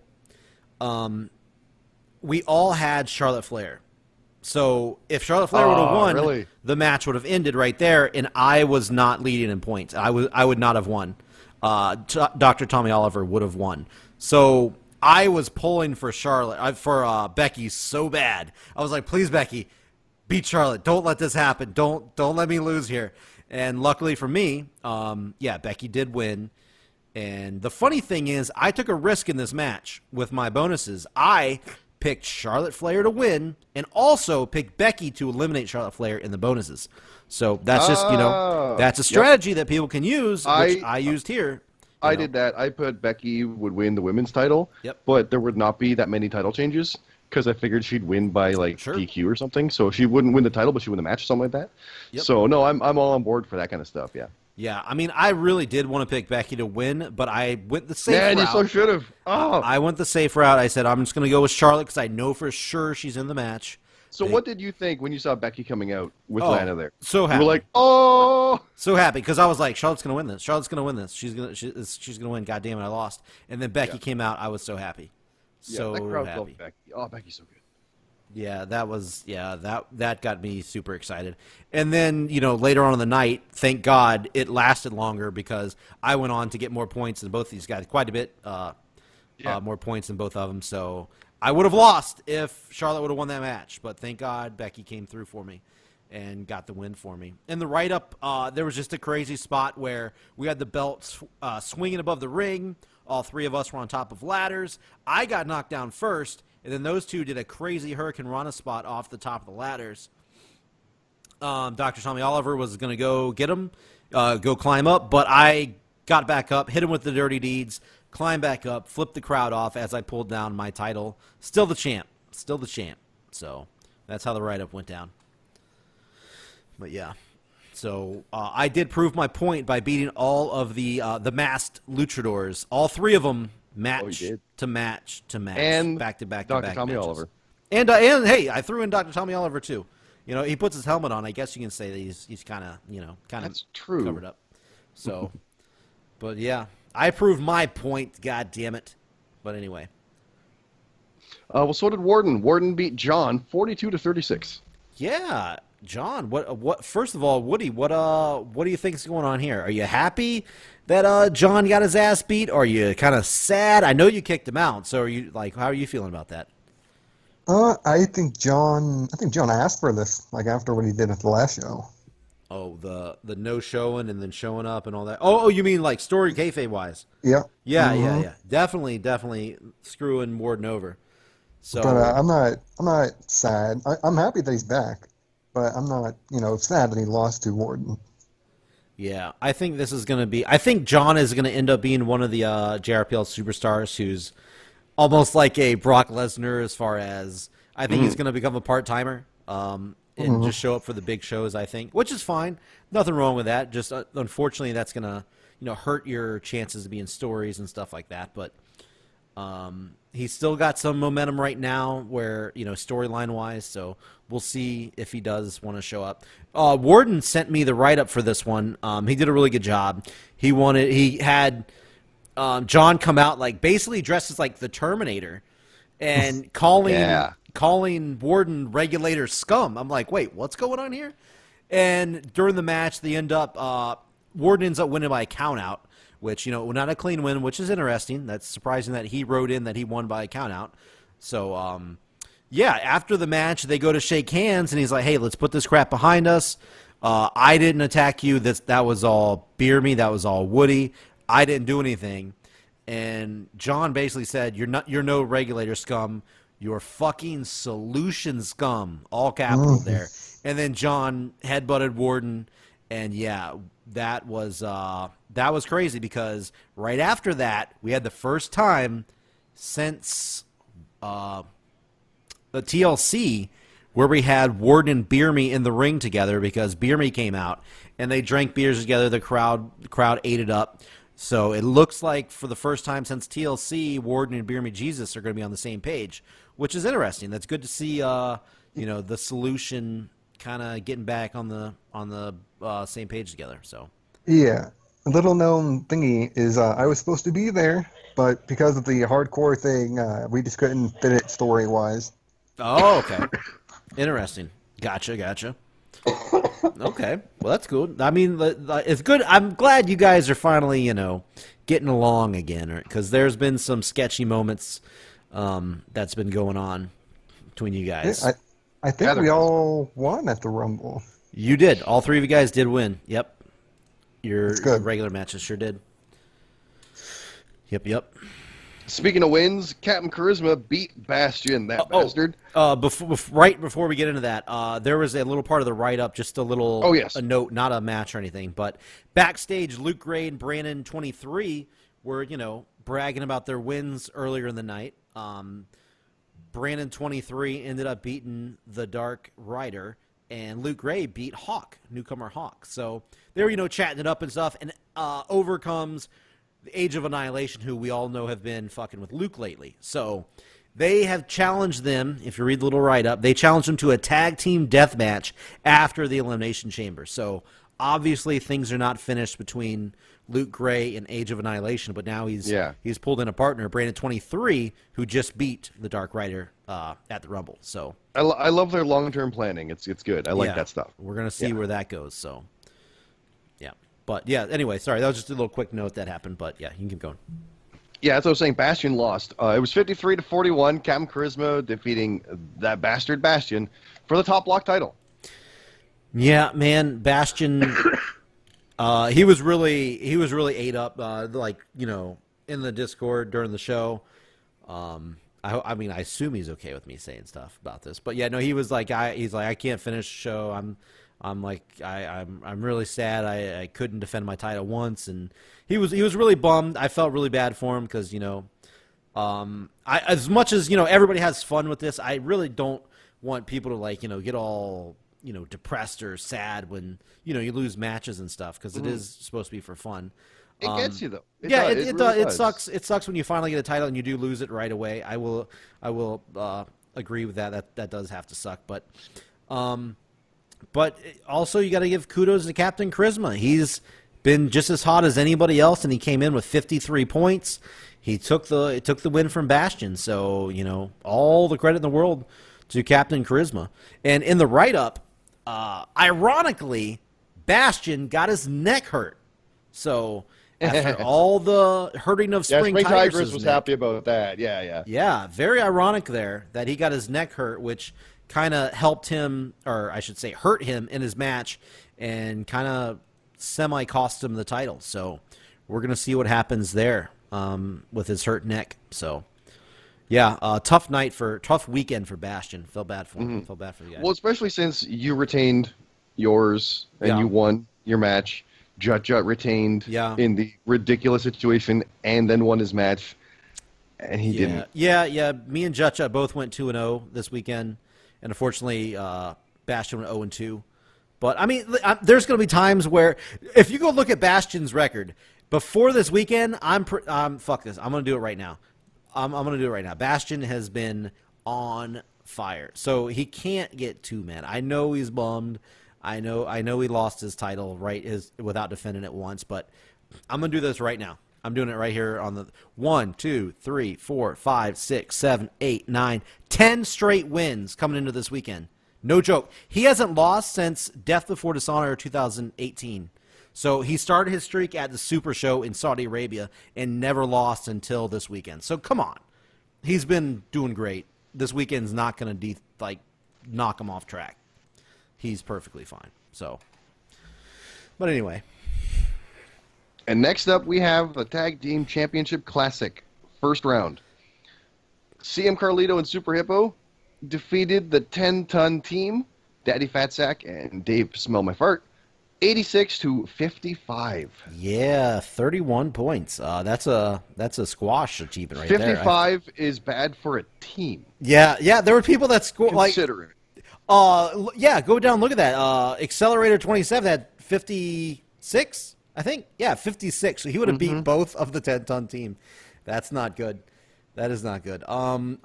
This is the only, spoiler alert, this is the only non-upset of the tournament. Oh, yeah, it gets one from here. Yeah.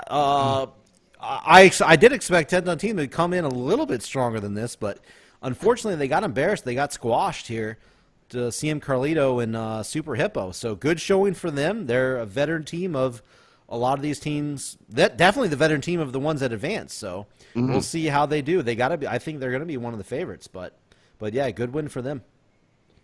Well, I'll follow on the same side of the bracket. I know there's a different match order, but the same bracket side had the Drifters, Nathan 8K, and Real Deal JRH beating the former tag team champions as of last night, the Eloquent Enigmas, CD Martin and Junction, 100-69.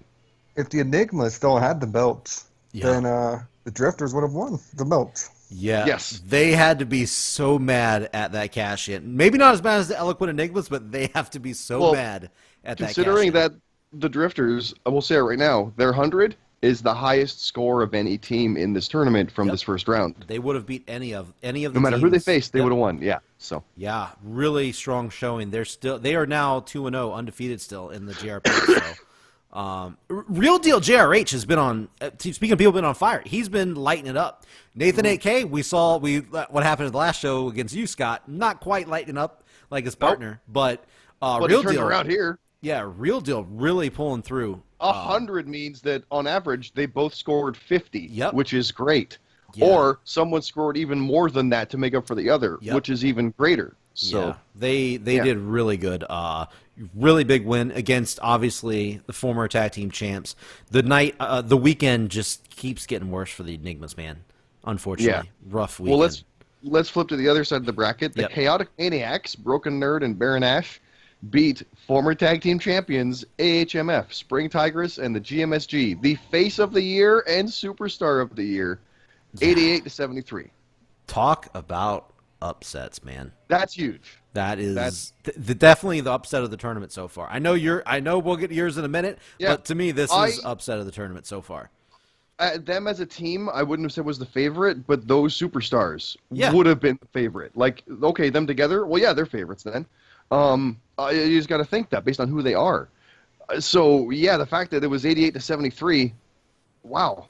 Yeah, the defending Tag Team Championship Classic winners are kicked out in the first round. Yeah. What Woody? How did you see this coming? I mean, they haven't teamed in a while, so they fought their way in as of last night and then got out. I know. Maybe that had something to do with it. Who knows? Maybe Hito got into their head. I think it's more like maybe tag team rust from both of them. Yeah.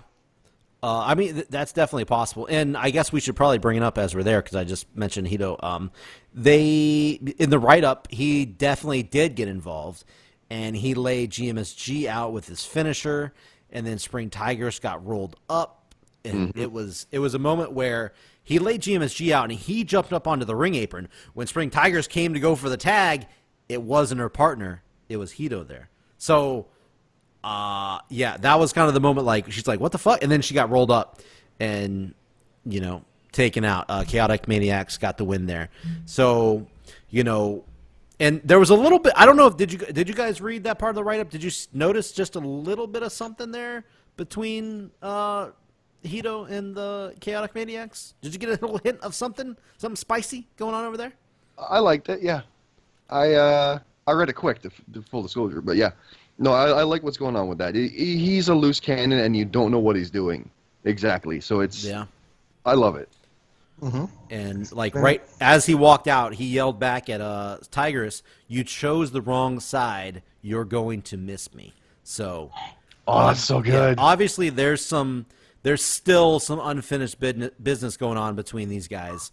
You should have said it. Unfinished business. Business, yeah, I've been talking a lot, so yeah, my words are going everywhere. But yeah, there's still something going on here between these guys. They've got Red and I beat for the weirdest couple now. With yeah, what's going on. I don't know if it's kind of normal now, but there's weird shit going on with Hero, not including Tigress. Tigress is just like the target of it. Yeah, but Hero making it be that is weird. I'm trying. I don't know if you guys are noticing in like the write-ups over time, but I'm trying to weave in a little bit of. I may be failing in this attempt, but a little bit of, 1 minute she's like totally against them, and the other time she's like, well, wait a minute. I mean, why is she doing that? She shouldn't be she wouldn't be, doing this. She should be doing this instead. And I'm trying to leave a little bit of uncertainty in there. Like maybe you don't know exactly what's going on. Mm-hmm. So no, I get that. I like it. Yeah. Yeah. So yeah, man. Either way, huge upset. Hito pretty much cost them the match. So we'll see where the fallout comes from that. So it can't be good. That's all I'm going to say. Can't be good. So what do you think of the tournament so far? Very unpredictable. And if I could, I'd vote this upset of the year, just the tournament itself. I saw some of that chat in the chat. Yeah, is a lot. Let's look at the main event not the Rumble's the main event, but the last match of the brackets and everything is Team No Chance, Buckhan 5 and Lily Pilly, with 84 losing to Matt Zion and I, the award winners, with 98. We both got a score of 49. I looked. That's crazy. Matt and I are the tag team champions. That is the amount of craziness that happened over this weekend just with those titles. From Team No Chance to pull out one of the smartest, shocking moments with their cash-in. Like, it was so perfect. And then 1 day later, 24 hours later, they lost them to a team that was thrown together by the UVC. By him throwing me a bone. They were going to give me Fart Bucket, which would have destroyed me. Yeah, Fart Bucket. But they gave me Matt, who had actually good picks. Surprisingly, yeah. He called it pretty good. Jobber of the year. And, the Jobber of the Year and Trash Talker of the Year, so the award winners. Or as I realized today, it should have been the Hero and the Zero, but we can't go back. Award winners is great. Yeah. I'm tag team champion with Matt Zion, who has 6 wins total? Probably, yeah. It's nuts. That makes no sense at all. He went a year without a win, and now he's a tag champion. Yeah, that just shows you how crazy and unpredictable everything can be, especially in the tag team. You that I upset tag team champions in the tournament. Yeah. I can't not be in this tournament now. I have to be in it every year, no matter what. Yeah, you were literally not even in the tournament until. I guess if you go all the way back and draw the line to how you got into this tournament, because you originally weren't going to be in there because you didn't have a tag team partner. Not at all. He kind of died. None, yeah. He kind of died. He but kind of. Yeah, and then we had the Survivor Series when we beat you. Us basically beating you as a full UVA beating the Global Solution actually helped you get into this tournament. If you look at it in the full all the way Your back. success. Yeah. No, your success. I even said in the write-up, compared to normal, I didn't give you much for the write-up, admittedly, because I was I got nothing. I don't know. Mm-hmm. I don't know. But what it was you give me one chance. That's all I need. That was the idea of it, and it was all this is the underdog. This is the face. I've been saying, give me the shot, and I'll prove you wrong. And here it is. And holy shit, this should not have happened. And yet, it's not only advancing. It's the goddamn tag team championship, which Lee and I only ever got, 3 shots at, including the tournament? Mm-hmm. So we shouldn't have gotten that. We were just the lowest seed. That made no sense. So it blows my mind. And I am a fan of little silly records.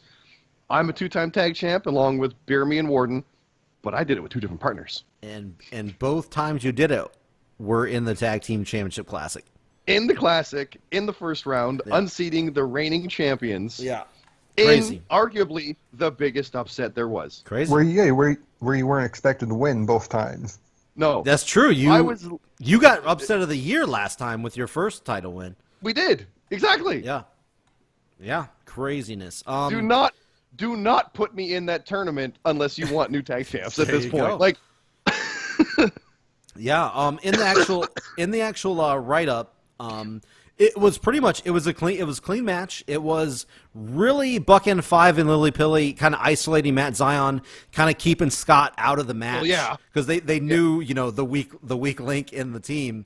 But eventually Zion powered out. He got over, and he didn't even successfully jump over and tag you. He kind of I had him stumble back into you, and you tagged him in and jumped in, and you just House of Fire coming in. Lee's Lariat. Double two Lee's Lariats, then the cross swords. Buck N5.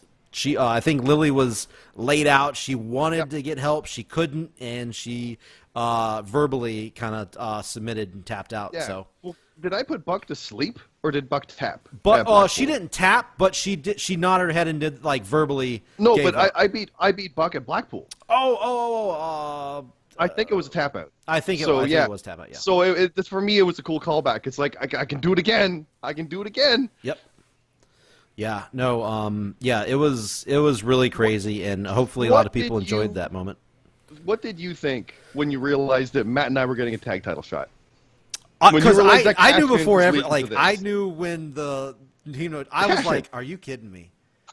I was in the chat, because we were all in the chat, the voice chat the night before during the NXT show, and I knew then. Oh, that's right. Oh God. I knew that whole time. I knew that you were going to be getting a tag team title shot the next night, and I was just like, this is crazy. They have no idea. This is so, to me, that's the really fun stuff where you guys had no idea, and I was like, they're going to be so happy. It's going to be crazy. Matt didn't know until I told him, hey, we won the tag title. Of course. He won't ever know until, No, he's retweeted Warden's drawing of us winning. Well, that's good. That's good. Yeah, it was great.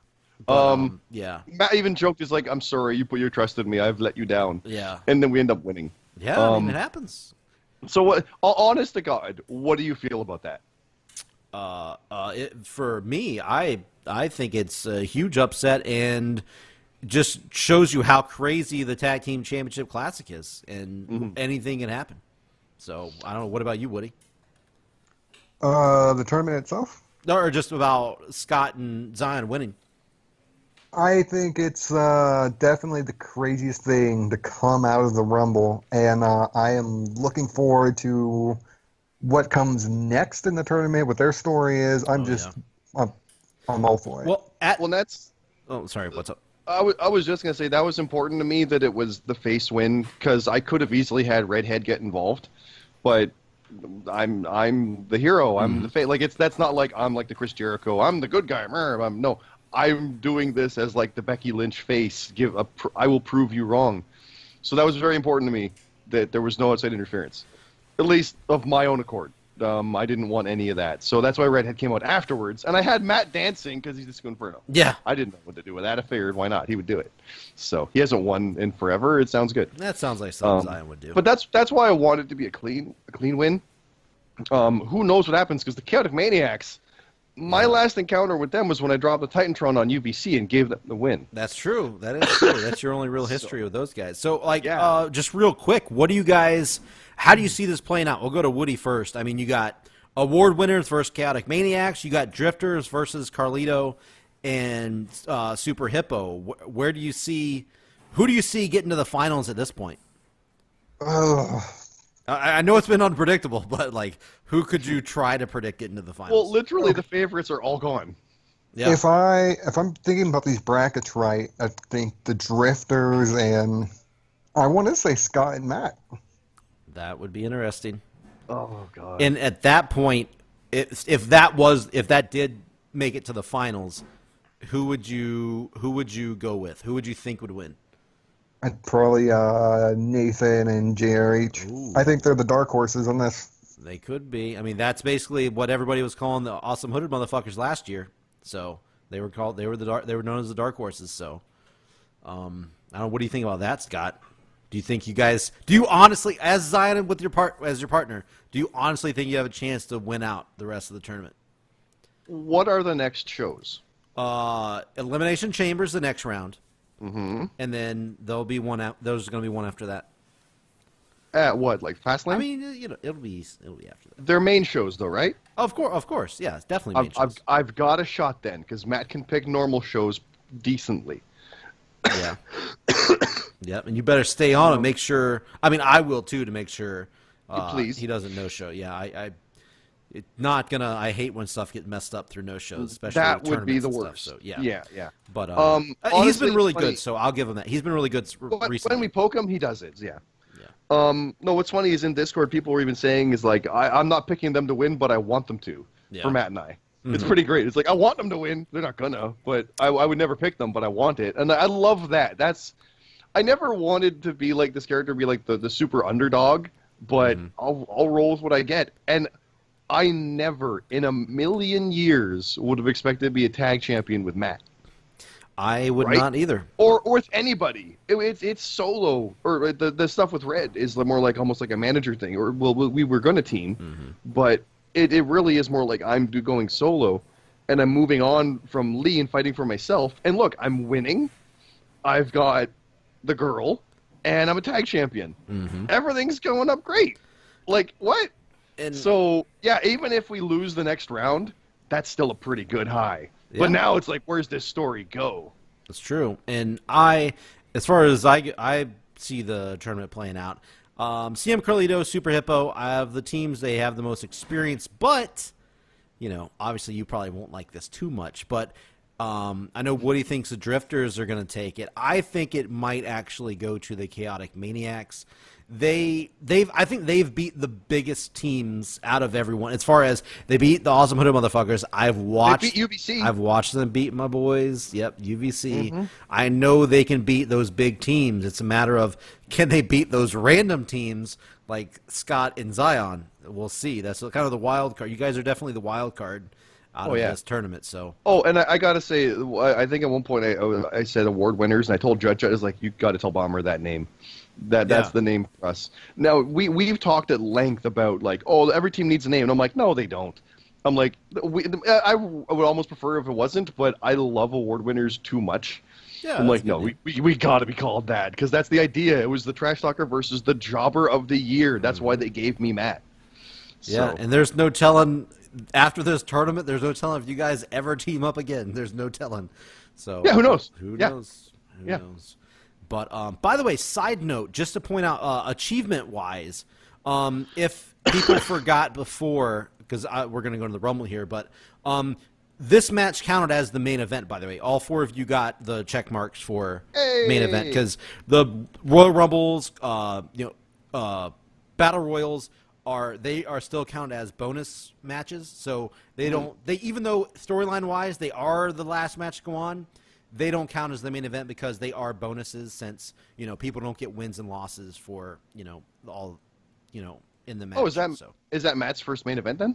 That is not Matt's first main event. He main evented an early one. That's right. He main evented the first ever Money in the Bank match. So I've had a few now. I think 4 or 5. Yeah. Everybody in this match have been in main events before, so nobody got the achievement, but they all counted for each one of you guys. So just heads up for everybody in the future: Rumbles, Battle Royals don't count as main eventing. It's whatever's below that. Yeah. So.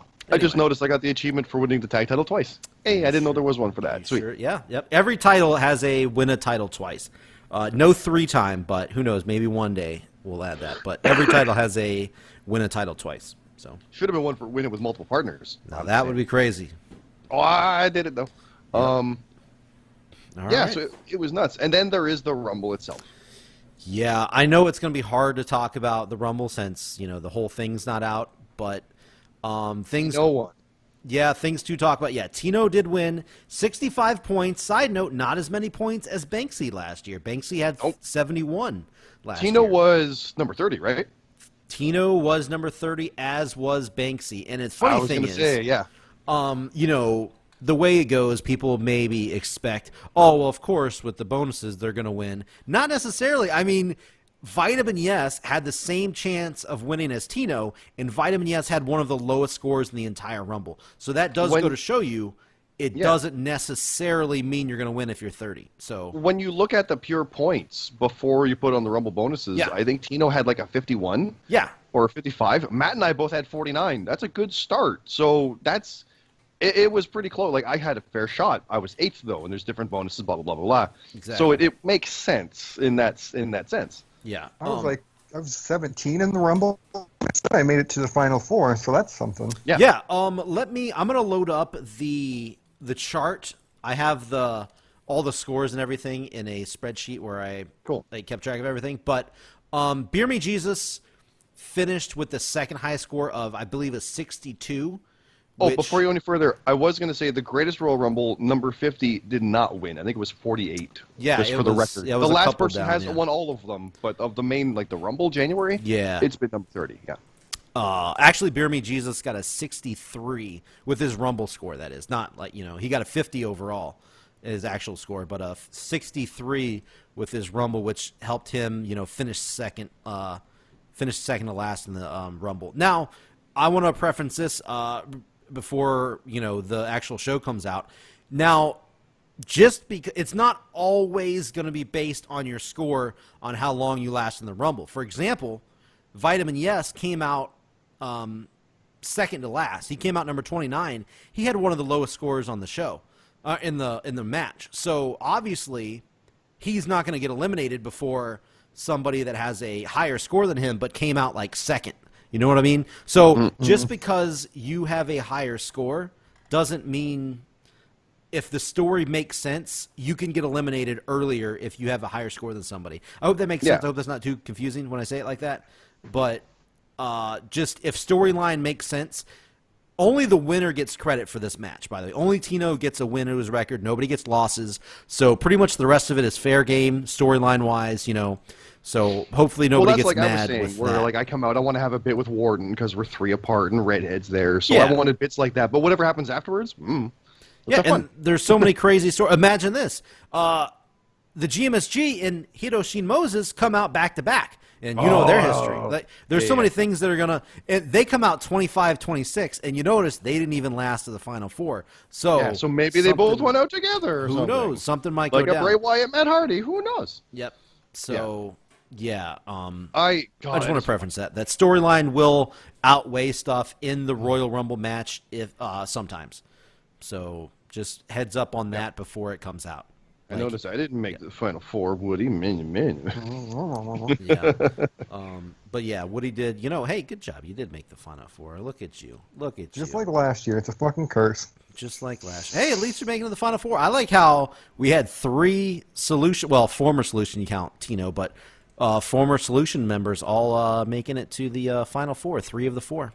Maybe someday I'll get a double-digit number. And then you got Adanex in there. Yeah, if you had a really good score that night, if you would have been further down, you got a bad luck draw with 8. If you would have been like a 20, dude, that could have been huge. Oh! Yeah, so it's just it's bad luck of the draw. Don't tell me that, but tell me that. Tell me that more. That's the part of the Rumble. That's the craziness with the Rumble. By rights, I probably had one of those good mid-showings where I lasted a while, and it was heartbreaking when he went out. I can easily see something like that if that's the case. God damn it. But when I look at the scores, the very bottom score when you count in the bonuses, unfortunately was the guy that had a rough weekend. Jonathan C.T. Martin had 37. He had the lowest score total in the Rumble. So what number was he? He came out 10. So oh no. That's like in you go, out you go, potentially. Potentially, yeah. So yep. But yeah. Hey, I was there at that point. Maybe I threw him out as the first one. It's possible. Probably not. Yeah. I want that though. Like I the only reason I want that is because we happen to fall into that.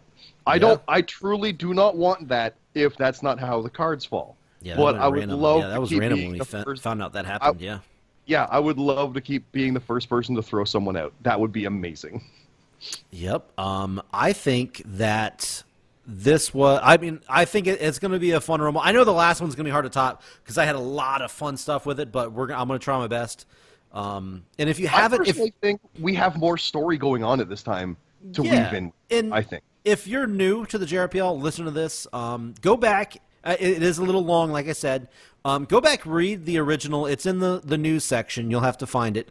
Go back and read the full write-up of the last one. Maybe it holds you over I think while you you're can waiting. search Royal Rumble as well. It'll come up. I'm not sure. It's possible. Yeah, it's definitely in there somewhere. You can find it. Just if you can't find it in the search, go to hover over Prediction League, then go to news and just search for it. It'll be in there. If it holds you over, go through, read that, see what freshen up, see kind of what to expect. If you're new, check it out. But yeah, that's what we're going to go with again, and hopefully we can live up to the hype of the last one and have fun with it. I think we're in a good spot right now as we are now, kind of turning the corner and now heading towards WrestleMania. Honestly, I don't know what the hell we're going to have happen. All I know is Tino is going to be getting a shot at the world champion, whoever it is, and dear Lord, I hope it's Jut still at that point. Well, we don't need to go through the full Elimination Chamber, but we can say that Jut defends against Modstep at Elimination Chamber. Correct. Yes, that is a hell of a defense he's got in front of him. Yes, that's gonna be rough. Yeah, there's already some big matches that have been booked for that. I mean, we have. We'll do it. We've got that. We've got the Chamber. We talked about that. You got the Chamber. Already. We already talked about that. We have the Tag round Classic. We got round that. 2. We got to those. But we got a number 1 contender for the Top Lock. Yes, Top Lock title, number 1 contendership. Spring Tigers versus Bastion. What do you guys think about that? I like it. I'm pulling for Spring. Not just because it's Bastion, but I want Spring to get that win. I want Spring Tigers to go all the way. And what about you, Woody? You pulling for Bastion? Obviously. Obviously, I'm going to pull for Bastion. I mean... Oh, are you really? I was just kidding. I thought you were really going to pull for Tigers. I was just kidding. No. I really want to see Bastion do well, and I want to see his second title. I want to see his second title reign be better than his first. Well, it can't. Oh man, I hope we don't get mad. It can't be worse, unfortunately. It can't be worse. But it can be. But that's also, I kind of had this plan because obviously Spring Tigers beat Captain Charisma right before he fought Bastion. So obviously I'm like, okay, so Spring Tigers is definitely going to be in contention for the Top Lock title. Since she lost, if she won the Tag Team Classic, she would have been tied up with that. But since she did lose, it kind of opened up this other pathway where she already beat the guy who is now the champion. So now she's going to get the number 1 contender match against the guy that, did a big number on her neck. But guess what? Bastion just had his neck hurt. So now you got this whole other element of, Bastion's neck is now hurt. He worked on Spring Tigers' neck. You got all this kind of stuff going on. No telling what's going to happen in this match and who's going to go on to face the Top Lock champion in the future here. So I think that should be a very good number 1 contender match. I think the only other match announced is a tag team match. We got Exo Kev teaming up with Exo Liquid Vamp, the newbie, best friends there, going up against Team No Chance, the former tag team champions that just lost their title to you, Scott. Buckin' 5 and Lily Pilly. This is a big match for their first ever tag team match, so we'll see how they can do going against high-profile tag team. I don't know what their tag team name is going to be. They were working on it last night. I will tell you this: they were coming up with some very interesting names. Daddy Kink may not even come close to how crazy their name is going to be. Just want to point that out. So I just call them the XOs for now, but I love it. I'm looking forward to that. So I am fearful for what their tag team name is going to be because they were throwing out some crazy stuff last night during the Rumble while we were watching it. So, that's another potential tag team jumping in the mix here. We'll see where that goes. You never know. In your first match, you could win the tag team championship. Well, that's true. First time with a partner? Actually happened now. That's true. That is insane. Yeah. So, Woody, you aren't booked right now for the Elimination Chamber. Is there anything you're looking for? Or are you just, just keeping things under wraps and seeing what happens? I want some more big wins. I've already got two big wins under my belt for now, but I want to be better than what I've been doing, Yeah. Yeah. I mean, you always want to go that route, that's for sure. And I mean, I don't know exactly what your match is going to be yet as I'm sitting here looking at this. I guess we'll see what happens after the Rumble right up. We'll see what leads to what. But here's one thing I do want everybody to do as we close this show out here. I want to I have some stuff planned out for the WrestleMania as we get towards it. But if you have ideas, grand scheme, they could be small ideas, whatever. If you have some ideas that you want to do for the WrestleMania, hit me up on Discord, or you can DM me on Twitter at Jabba Radio. Let me know what you want to do for WrestleMania, because there are 15 main show matches for WrestleMania. If you want to get on that main show, hit me up with some ideas, because sometimes if I don't have anything for you, it'll be that, well, you'll go against so and so on the kickoff show. So yep. No, you got my ideas. I've had some plans for a while. Yep. So everybody out there listening, just hit me up with what you want to do, any ideas. And there might be other stuff planned with what's going on, but still, hit me up. We'll talk about it. We'll figure something out for sure. So just let me know. You never know what storyline might intersect with another one, and it turns out to be like, oh, that's cool. What if we run those together, and suddenly you've got a feud?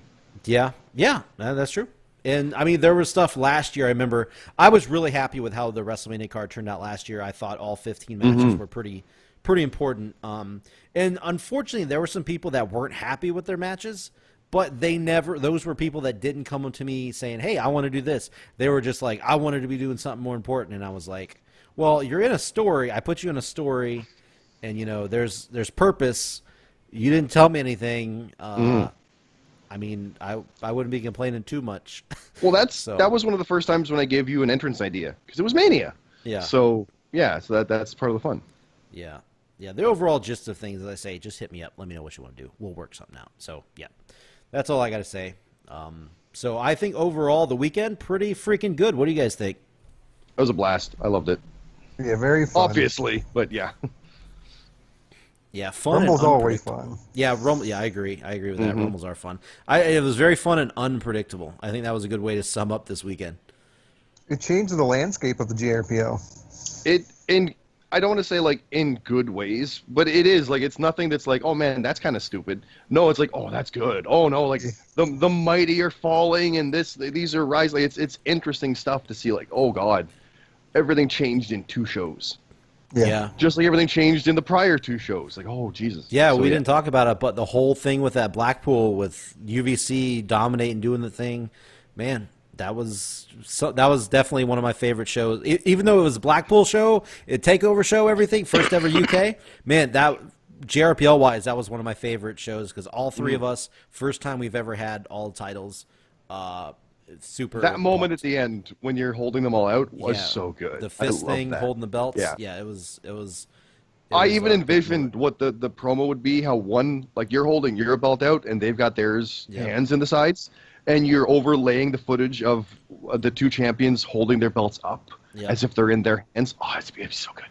And then you guys won it. It was that was great. And I'm hoping. Like, I loved Homecoming. I lost in the submission match with Beer Me, but it's like, no, that's good. That was some good stuff. Yeah. There was a lot of fun stuff going on. I think we're off to a good start for 2019. We only got 4 shows under our belt so far, but I think so far good start. We'll see what happens getting to WrestleMania, though. We'll see. Hopefully nothing falls apart like this, the war with everybody not showing up that took place along the way. But anyway. But yeah, guys, I'm good. If you got anything you want to go with or close up with? I'm done. My voice is pretty shot. I'm done. It's fun though. Do we want to plug in the interview plugin? The interview and voting? Do you want me to announce the winner of that? Yeah, well, let's do it. Let's close it out with that. Okay. Well, yeah, so people know there's more articles going to be on the Job Radio site for in-character stuff, and there were 4 interviews posted where people get to vote on which interviewer they like. So that's closed now, and we have a winner, or? Yeah. We got a winner here. We got a winner. I'm logging in. First time I ever used this, easypolls.net, actually. Oh, geez, okay. So, looking at the voting, man, way more votes than I anticipated here. What's going on here? Okay. We have more votes for this than we did for the, I was about to say Slammies, Jesus. Jobbies. So, Some close voting here, but we do have a winner. I haven't looked at this yet today. This is my first time looking at it. So, in last place, I'm going to go from the bottom to the top. With 11% of the votes, we have Ollie Williams. Ollie Williams, who is the one, let me open it up. Who did Ollie interview? That was the bottom one. I remember that. Let me load it up.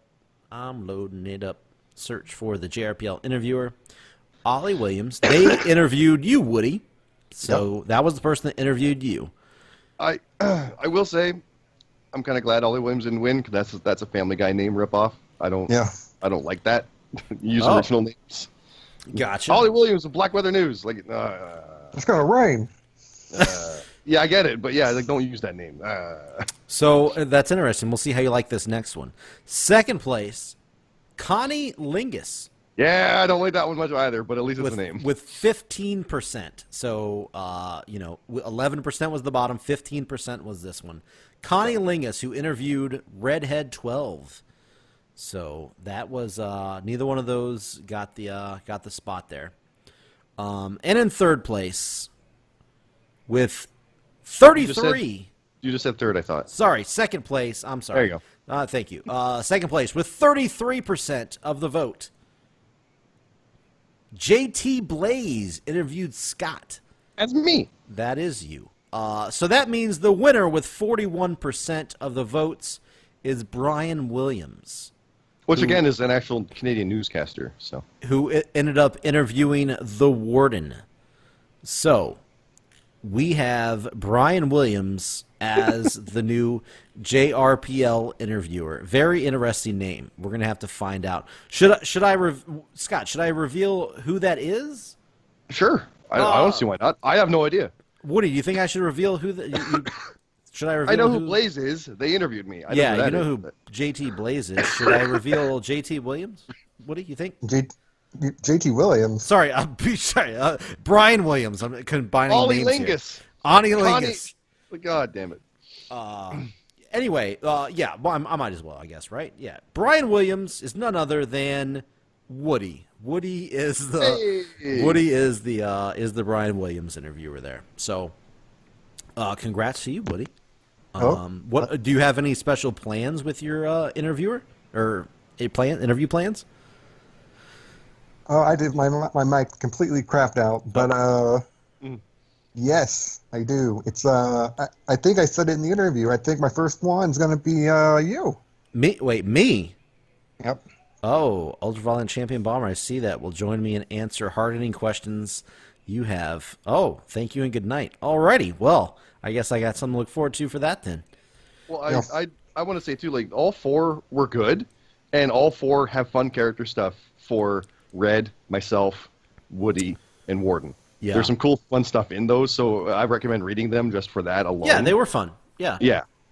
I did leave it up to a possible second interviewer, and JT Blaze did a really good job. I'll be honest, I wasn't a big fan of the format that JT Blaze used. I let everybody use their own format that they wanted. Yeah. Because you can see the interviews, each person did different formats. I will say though that I myself ended up voting for JT Blaze. I thought it was a lot of character, kind of like he did his research. Yeah, it did his research, but a lot more like this JT Blaze character seems to be a character in himself. You know what I mean? Yeah, and what I liked about it too was it was responding to the answers. Gotcha. Right, like it was chaining. Like one question led to an answer, and then on that topic, I like the narrative interview of that. So, yeah.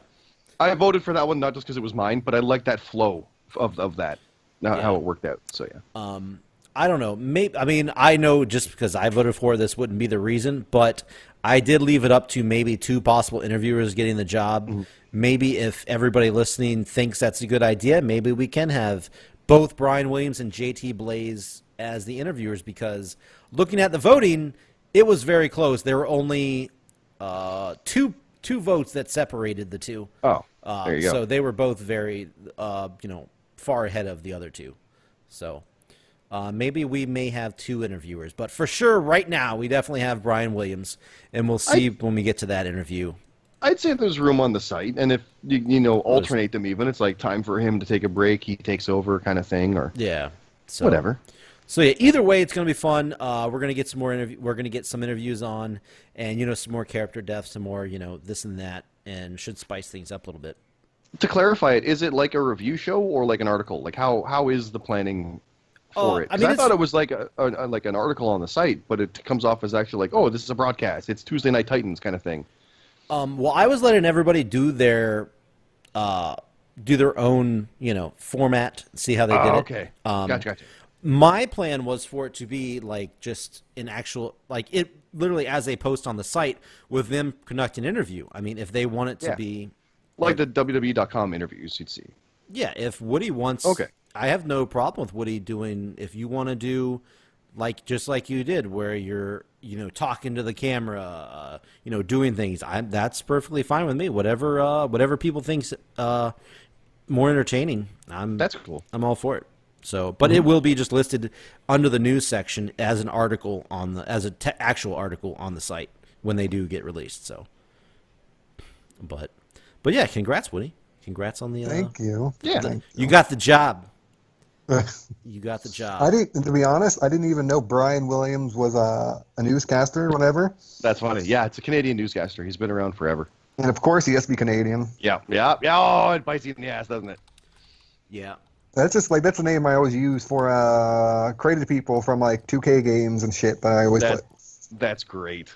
Yeah, that's awesome. That's funny. I'm looking at. He is actually. I thought I knew that too. Brian Williams is also the number one American. He was NBC News late. Late night. Like he was the guy. Yeah, and then until he lied and got fired. Yeah, he did. Sure did. But anyway, that's funny. But anyway, so now look for those wrestling. Yeah, look for those coming out in the future too. Yeah, he now works for the JRPL, so he got an upgrade. He got he's moving on. Now he lies professionally. Yep. Yeah, exactly. But I'm good. If you guys are ready, just take us out of here, and we will see you guys whenever we get the next episode out. And that's going to be probably after the Chamber. Oh yeah, 100%. Like we're gonna do. Are we looking to do a Mania lead in? Because that's literally going to have 3 shows with Ring of Honor and Takeover and Mania. Well, me personally, Friday, Saturday, Sunday. That's crazy. Well, me personally, I should have plenty of time based off of what I'm looking at the moment. We'll see, but that's true. Yeah, but definitely won't. I definitely won't be settled in, ready to do a show until after Elimination Chamber. So that makes sense. We won't have anything until after that, at least. But yeah, so do your thing. Meaning, you can take us out. I thought my mic crapped out. Do you have anything? So did we. Do you have anything to say, Scott? No, I'm good. As we listen to Scott's coughing, that's gonna take us out of here. It's been fun. The Royal Rumble was crazy, but can't wait to do this again. But anyways, we'll see you all people in the next one.